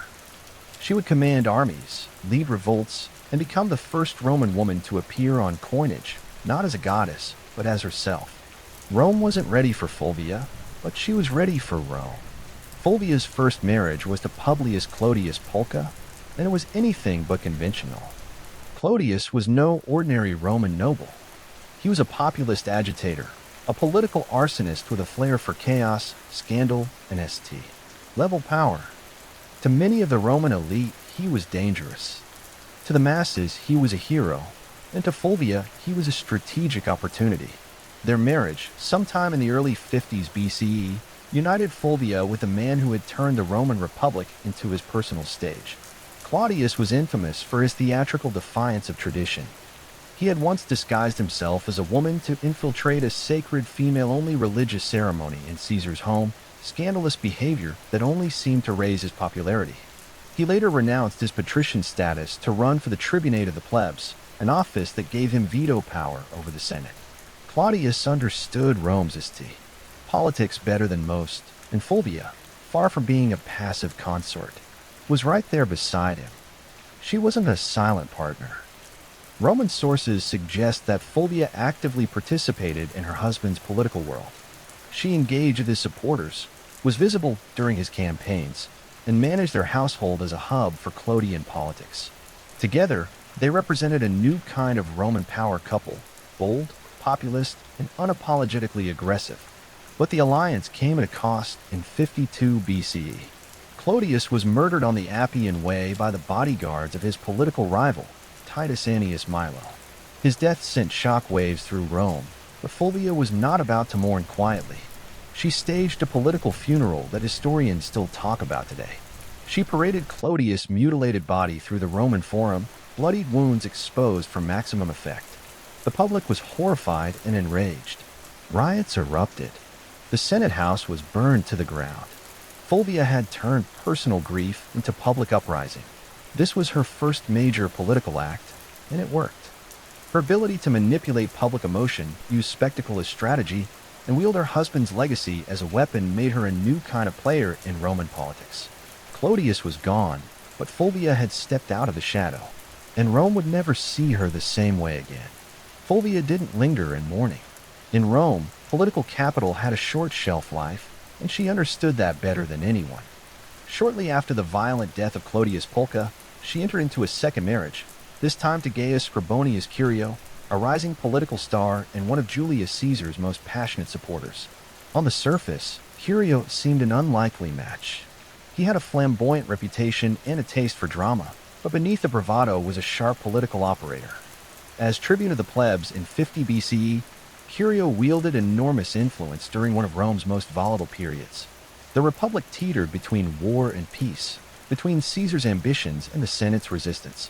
Fulvia saw in Curio not just a husband, but a bridge to the next power block. This was no romantic rebound. It was a calculated alliance. With Clodius gone, Fulvia needed a new political anchor, someone who could carry forward the populist legacy her first husband had built, and someone who had Caesar's backing. Curio fit both bills. Through him, Fulvia remained tightly embedded in the shifting power dynamics of Rome. She didn't just marry into the movement, she helped shape it. Fulvia ensured Clodius's supporters stayed active, rebranding their cause under Curio's leadership and keeping the urban masses politically engaged. But the Roman world was collapsing fast. Tensions between Caesar and Pompey exploded into civil war. Curio threw himself into the fight, taking Caesar's side. Fulvia, as always, remained politically involved. She reportedly helped organize support and manage resources for her husband's campaign. In 49 BCE, Curio led a military expedition to Africa to secure Caesar's position. But it was a disaster. He was ambushed and killed by the forces of King Ghibellines of Numidia. His death was brutal, and his army annihilated. Once again, Fulvia was widowed. And once again, Rome waited to see if she would fade into the background. She didn't. Curio's death only solidified her status as a political widow with dangerous resilience. She had now lost 2 husbands to Rome's civil unrest, and both had died fighting for populist causes. But Fulvia was far from finished. Her most audacious partnership and her most dramatic chapter was still to come. Fulvia's third and most famous marriage was to Mark Antony, the ambitious general and loyal ally of Julius Caesar. Their union, forged sometime around 47 BCE, wasn't merely a romantic attachment. It was a merger of power. Fulvia had already proven herself as a master of Roman street politics. Antony, rising rapidly through the military and political ranks, needed that kind of savvy support in Rome. Together, they formed one of the most politically potent couples of the late Republic. By the time of their marriage, Fulvia was no stranger to blood and betrayal. She had buried 2 husbands and outmaneuvered countless enemies. Anthony was no stranger to scandal either. He drank, he gambled, and his personal life was notoriously chaotic. But with Fulvia, he had found someone who could do more than entertain him. She could defend his interests, hold his alliances together, and rally supporters when he was away on campaign in Anthony. Despite his brash exterior, I understood her value. He allowed Fulvia to exercise authority that no Roman woman had publicly wielded before. She opened his correspondence. She issued orders in his absence. She sat in on meetings and influenced appointments. Roman sources, mostly hostile, depicted her as overbearing and power-hungry. But what disturbed them most wasn't her ambition. It was that she acted like a Roman man in a world that had no language for such a woman. After Caesar's assassination in 44 BCE, the Republic was plunged into chaos once more. Antony rushed to secure his position as Caesar's political heir, but it was Fulvia who held Rome itself. While Antony formed a second triumvirate with Octavian and Lepidus, Fulvia acted as his representative in the capital, managing patronage networks, coordinating with St. gangs, and ensuring Antony's supporters remained mobilized. She even helped arrange Antony's official reconciliation with Octavian by marrying her daughter Clodia to him, an alliance that would later implode. In public, Fulvia appeared not just as Antony's wife, but as his proxy. Roman coins were minted, bearing both Antony's image and her name, an unprecedented acknowledgement of her status. She wasn't hidden in the shadows of power. She stood in its full glare. But power in Rome was always borrowed, and Fulvia was about to test the limits of how far a woman could go before Rome snapped back. While Mark Antony pursued military campaigns and political deals across the Roman world, it was Fulvia who controlled the streets of Rome. She wasn't just his wife, she was his regent in all but name. In a period where violence, bribery, and raw influence kept order, Fulvia proved she could play the game as well as, if not better than, any man in the Senate. Rome, in the aftermath of Caesar's assassination, was a battlefield without swords. Power had become a moving target. Fulvia understood this, and she anchored Antony's authority in the capital by becoming his political substitute. She directed allies, dealt with the urban plebs, and negotiated with factions. And most daringly, waged war with words and silver. She financed loyal troops, offered bribes to keep public order, and ensured that any legislation passed favored Antony's future. Some ancient sources, especially hostile ones like Appian and Dio Cassius, paint Fulvia as manipulative, shrewish, and even warmongering. But beneath the misogynistic exaggeration lies a woman actively doing politics. In a world that had no protocol for a woman doing anything beyond weaving and mourning, Fulvia was building coalitions, backing military commanders, and even issuing decrees, functions normally reserved for senators and consuls. She also made public appearances and maintained strong relationships with veteran soldiers, a politically vital demographic in the power struggles of the late Republic. While Antony was campaigning in the East, Fulvia was often the face of his authority in Italy, meeting with centurions, influencing decisions about land distribution, and reminding the soldiers that their loyalty to Antony came with rewards. But this accumulation of power came at a cost.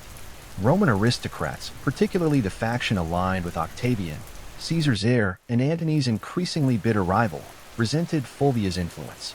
They viewed her as a meddling woman with too much sway over legions, laws, and loyalties.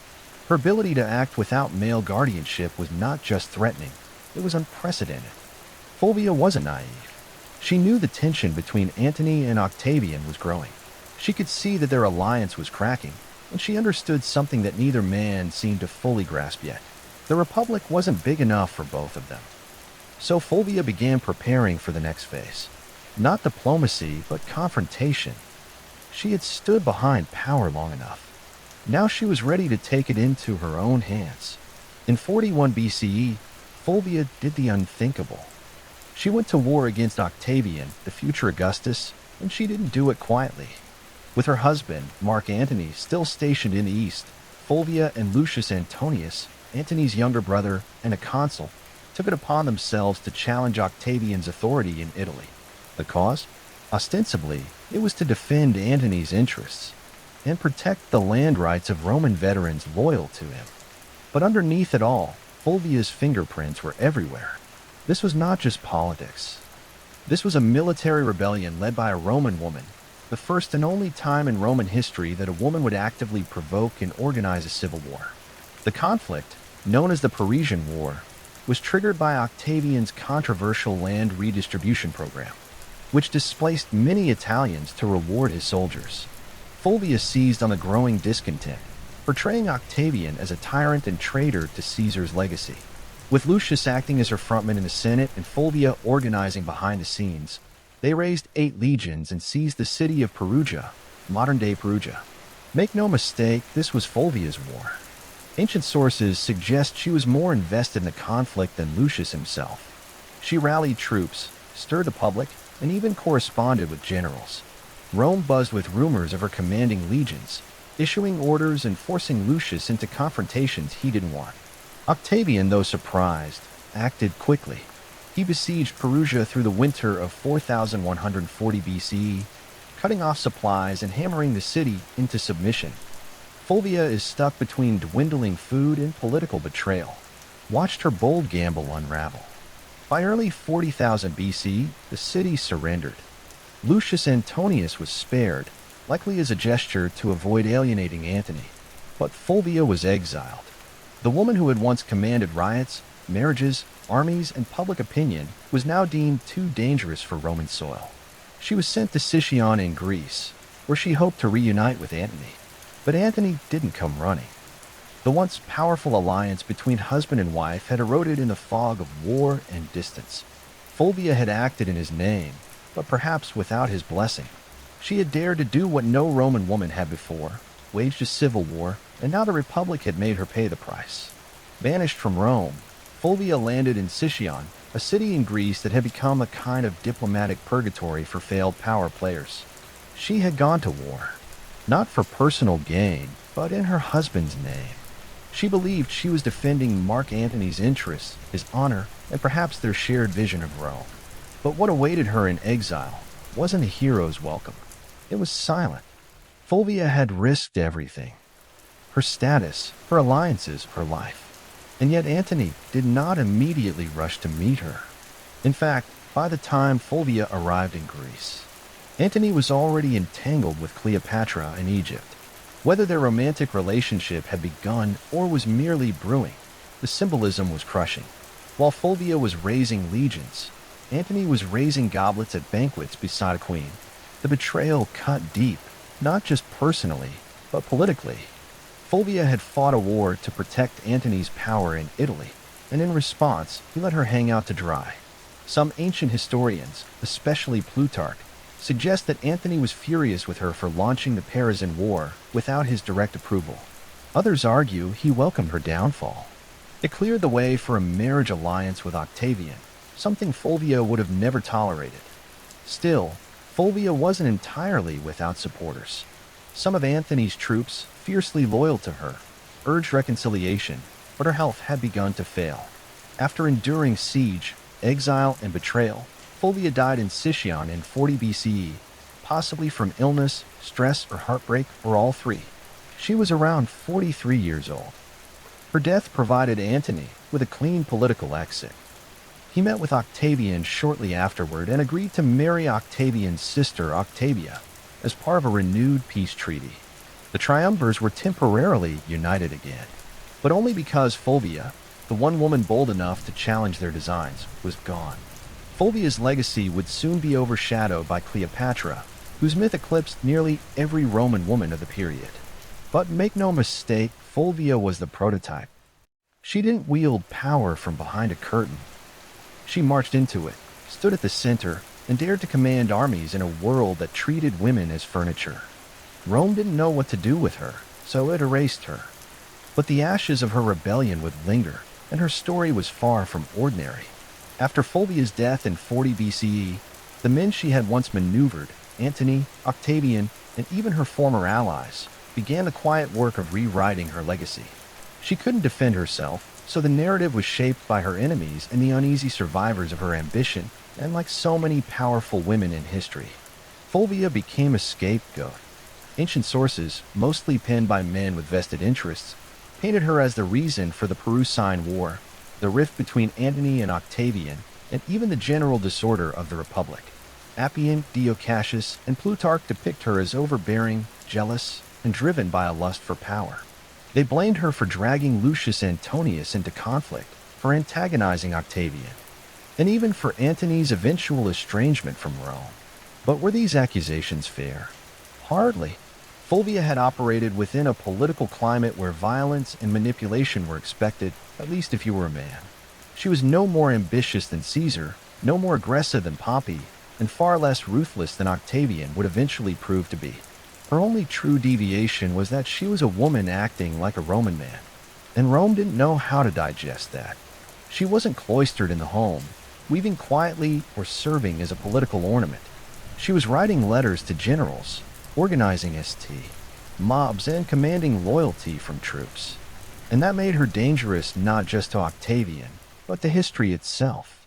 Even Mark Antony, the man whose legacy she had fought to preserve, conveniently blamed Fulvia for the civil strife. After reconciling with Octavian and marrying his sister, Antony used Fulvia's death as a diplomatic cleansing. Her memory became the price of his political survival. There were no monuments raised in her honor, no grand funeral, no mourning speeches in the Senate, just silence. Yet her enemies couldn't erase her entirely. Fulvia had done too much.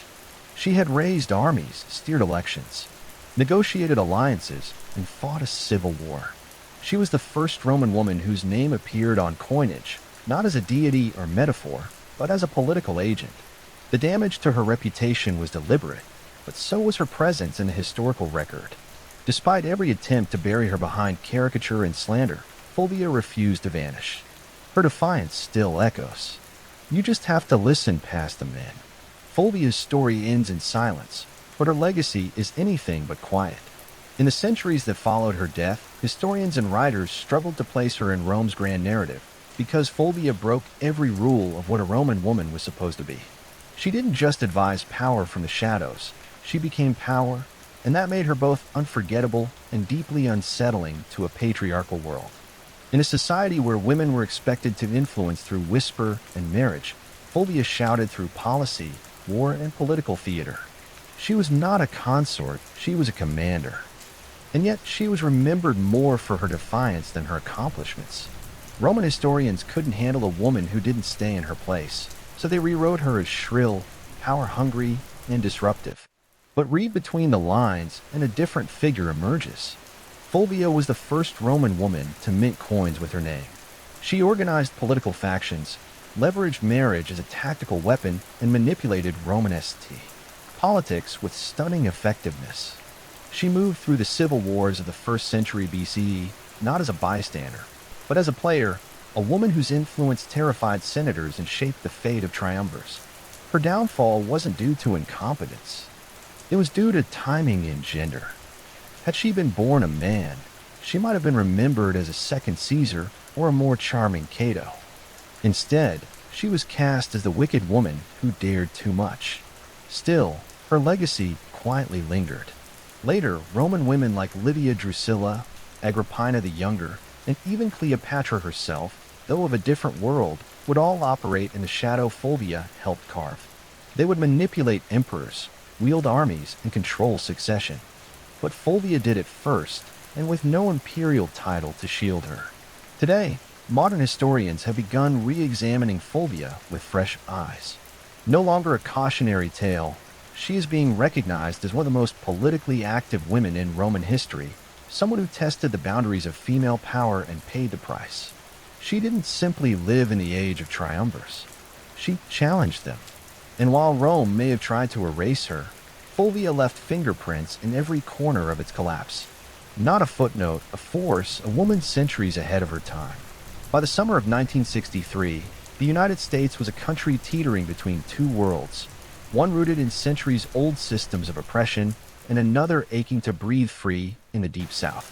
Segregation wasn't just a social norm. It was the law.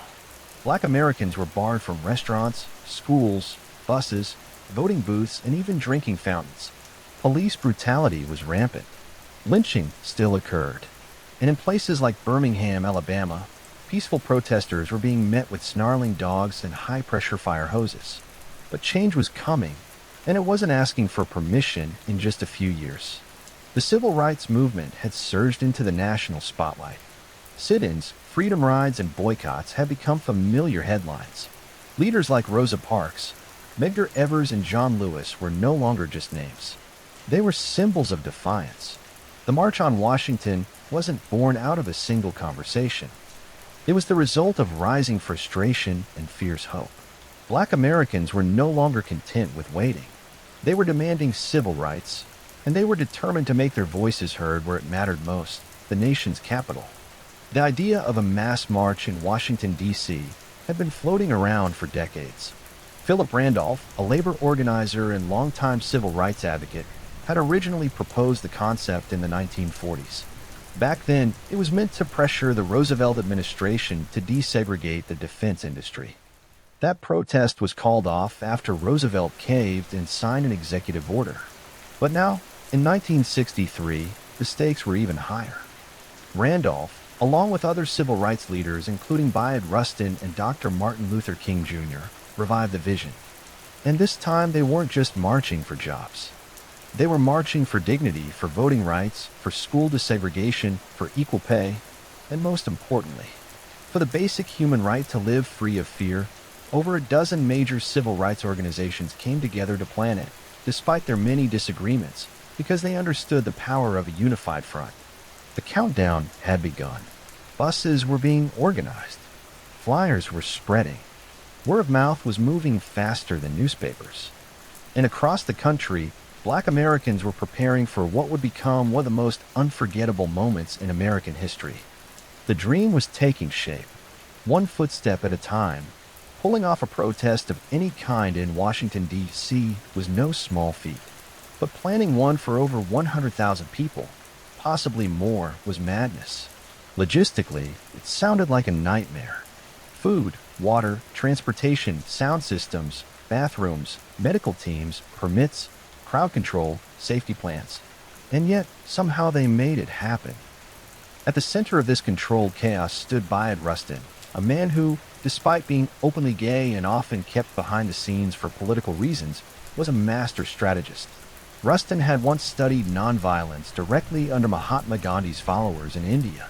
He had marched, been jailed, beaten, and surveilled by the FBI, but nothing fazed him. He saw the March on Washington as a chance to show the world what disciplined, nonviolent protest could achieve when coordinated with military precision. In just 8 weeks, Rustin and his team transformed the idea into a reality. The march was officially called the March on Washington for Jobs and Freedom, and it was deliberately framed to include both racial justice and economic opportunity. That dual message was no accident. While Dr. King would later become the spiritual symbol of the day, it was Randolph and Rustin who made sure the demands were just as much about unemployment, minimum wage, and workers' rights as they were about civil rights. Meanwhile, tension simmered beneath the surface. President John F. Kennedy and his administration were nervous, deeply nervous. They feared riots, backlash, or worse, bloodshed. Civil rights leaders assured them the protest would be peaceful. Still, the National Guard was on standby. Hospitals in D.C. were put on alert, and liquor sales were banned for the day. Federal workers were even told they could stay home. And then there was the question of unity.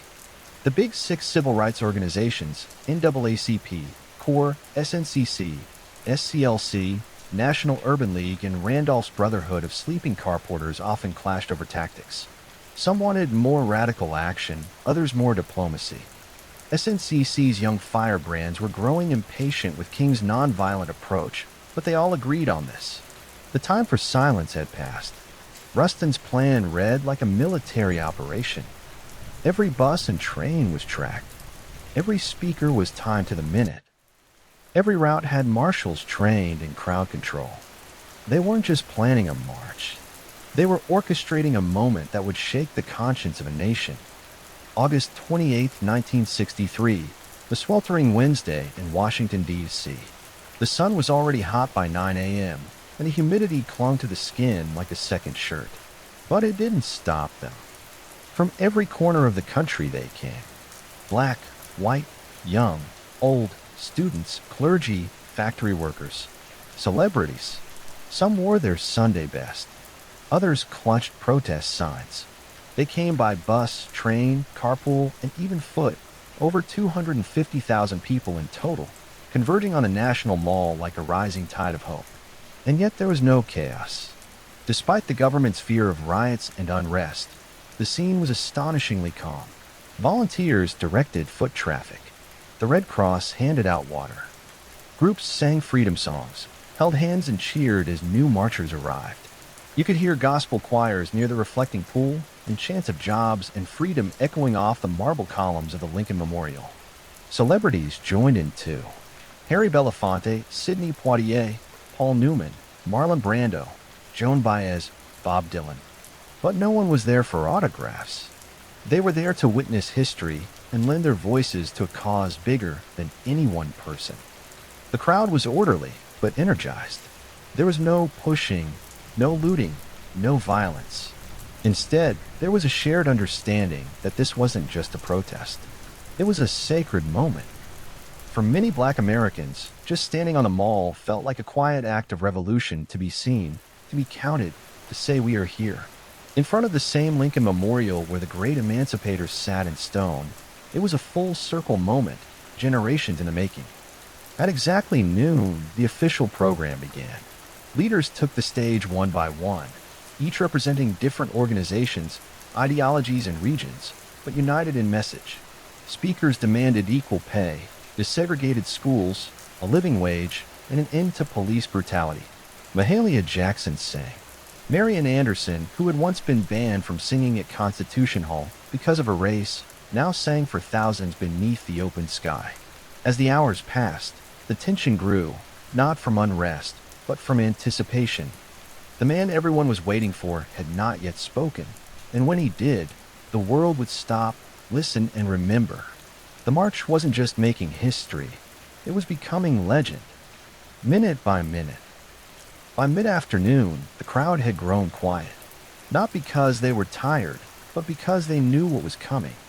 Standing in the shade of the Lincoln Memorial, Martin Luther King, Jr. approached the podium. He wore a dark suit, a neatly tied tie, and an expression of deep calm that barely concealed the fire building inside him. He carried prepared remarks, typed and written collaboratively with his advisors the night before. But what the world would remember wasn't what had been typed. It was what came from his heart. He began with measured intensity, outlining the grim realities of segregation, police violence, and broken promises. 100 years later, he said, referring to the Emancipation Proclamation, "The Negro is still not free." His voice rose and fell like a sermon. He used repetition, rhythm, and silence not as fillers, but as instruments. The crowd listened in rapt attention, some nodding, some wiping away tears, others holding signs that simply read "Now."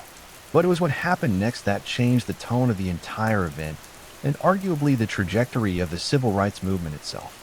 Standing just behind King was gospel legend Mahalia Jackson, who had sung earlier that day.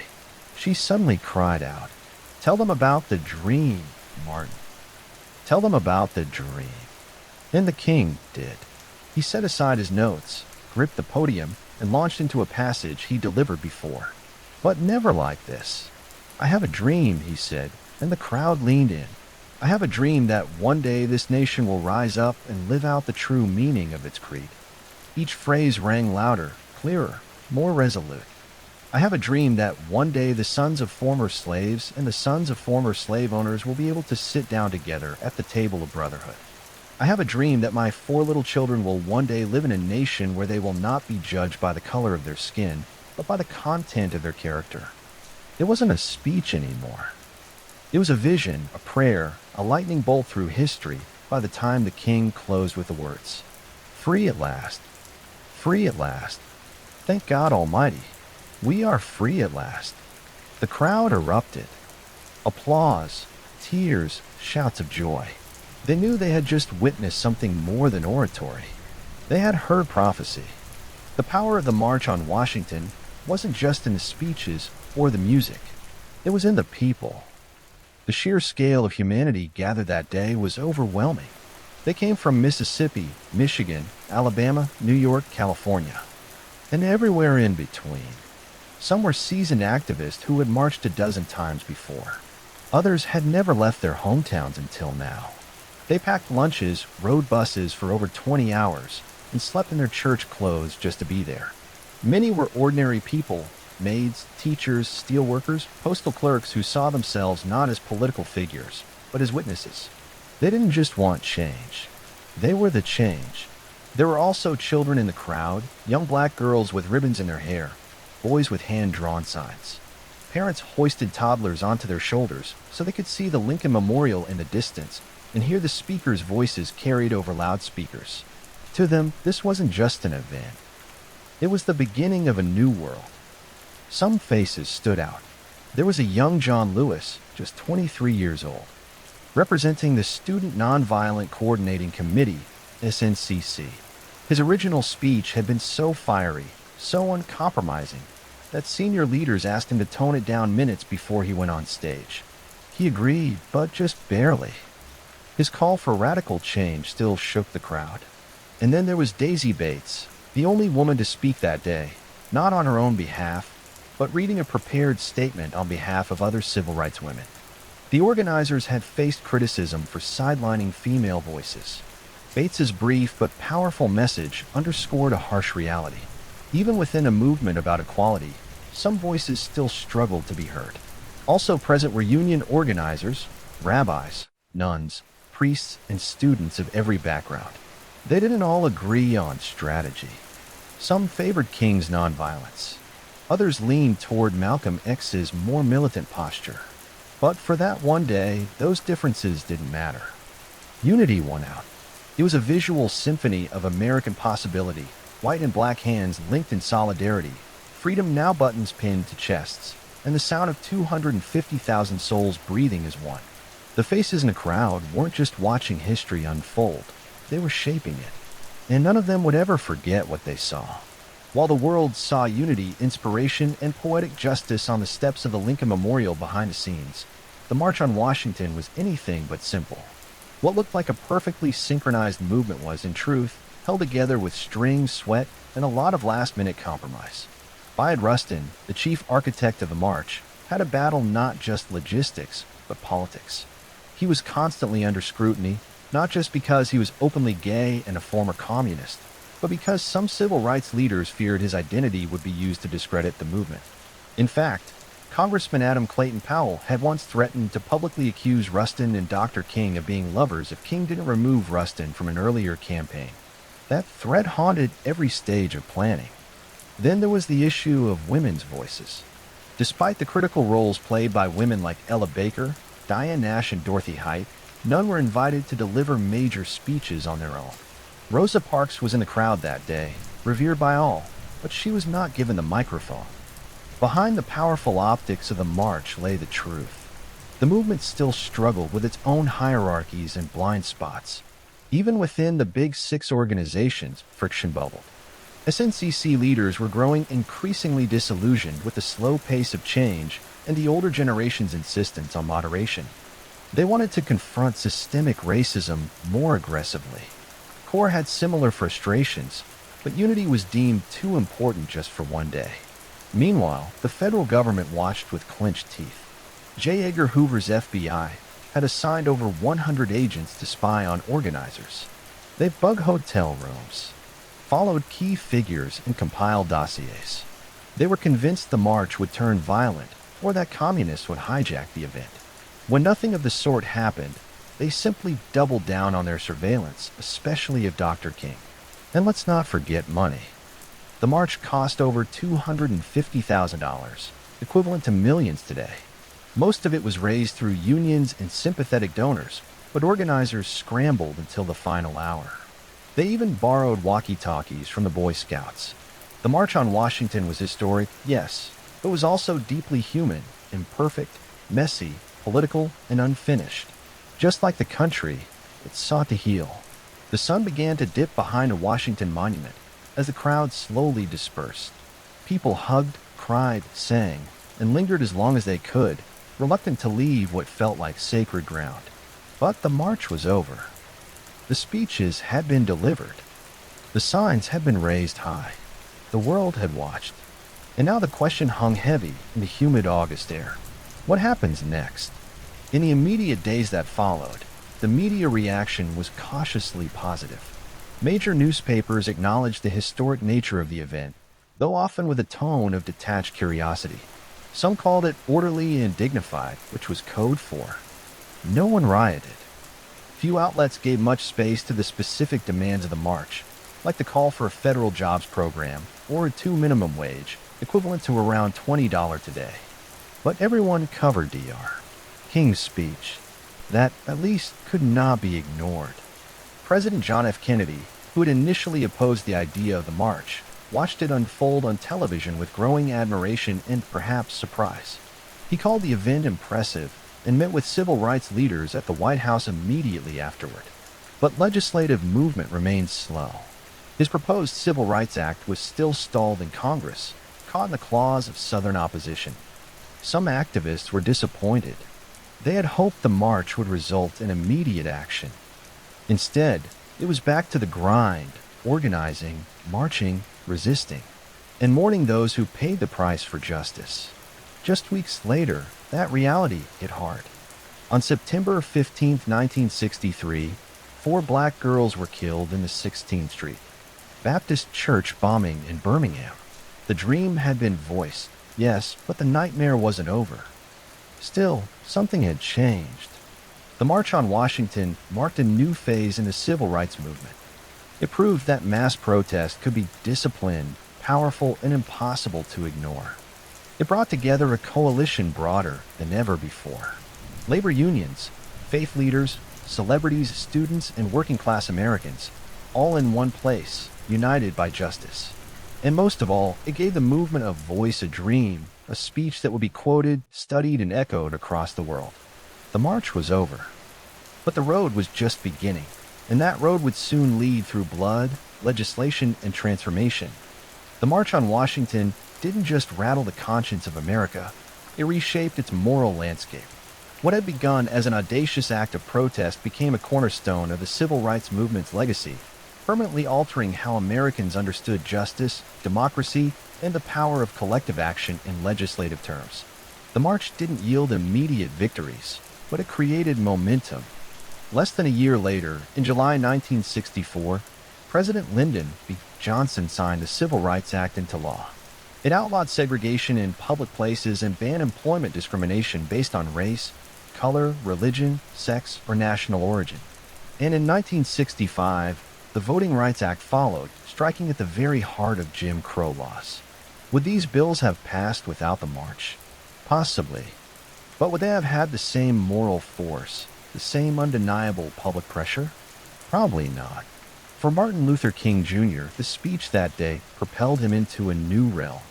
He went from respected leader to global icon. But fame came with cost, surveillance, threats, and ultimately assassination in 1968.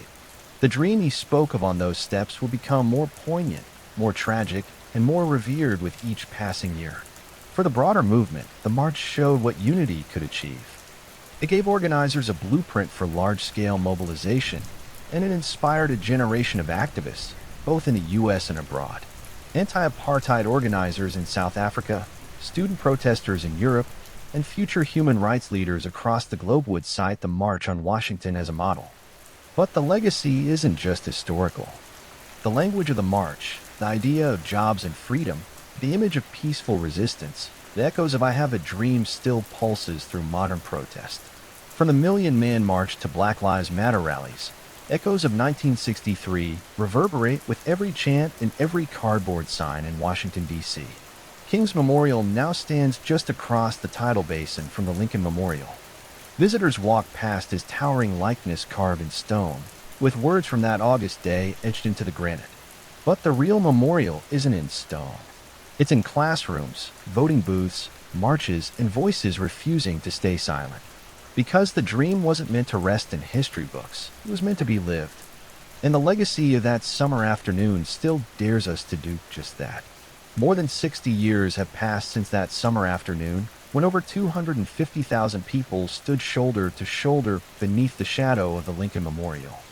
The March on Washington has been immortalized in textbooks, documentaries, and museum exhibits.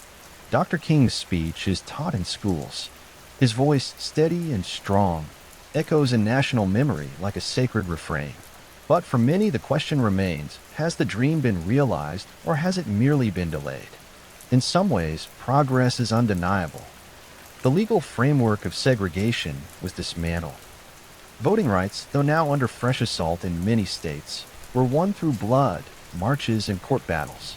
The presence of black lawmakers, judges, mayors, and even a two-term U.S. president was unthinkable in 1963. Interracial marriage, once illegal in much of the country, is now protected by federal law. These are not small things. They are victories carved out by relentless struggle. And yet the original demands of the march, the ones often overshadowed by King's speech, still echo unresolved. The call for a living wage is still unmet. Racial disparities in education, housing, employment, and healthcare remain entrenched. Police brutality, the very thing that sparked much of the early civil rights organizing, continues to ignite outrage and protest. The dream of true economic justice, of a country where opportunity is not predetermined by zip code or skin color, is still far from reality. Modern movements like Black Lives Matter have taken up the mantle, often using the imagery and rhetoric of the 1963 march as both inspiration and indictment. They march through the same cities, chant on the same streets, and demand the same basic human rights. But they do so in a world transformed by social media, surveillance, and new forms of resistance. The March on Washington was never meant to be the conclusion. It was a flashpoint, a stake in the ground that said this is who we are and this is what we demand. It was a declaration, not a resolution. So the dream remains, battered, challenged, reinterpreted, but still alive. Whether it is deferred, distorted, or one day fulfilled depends not on the past, but on us, on the choices we make, the injustices we confront, and the courage we summon to march again and again, until the dream becomes a shared, lived reality.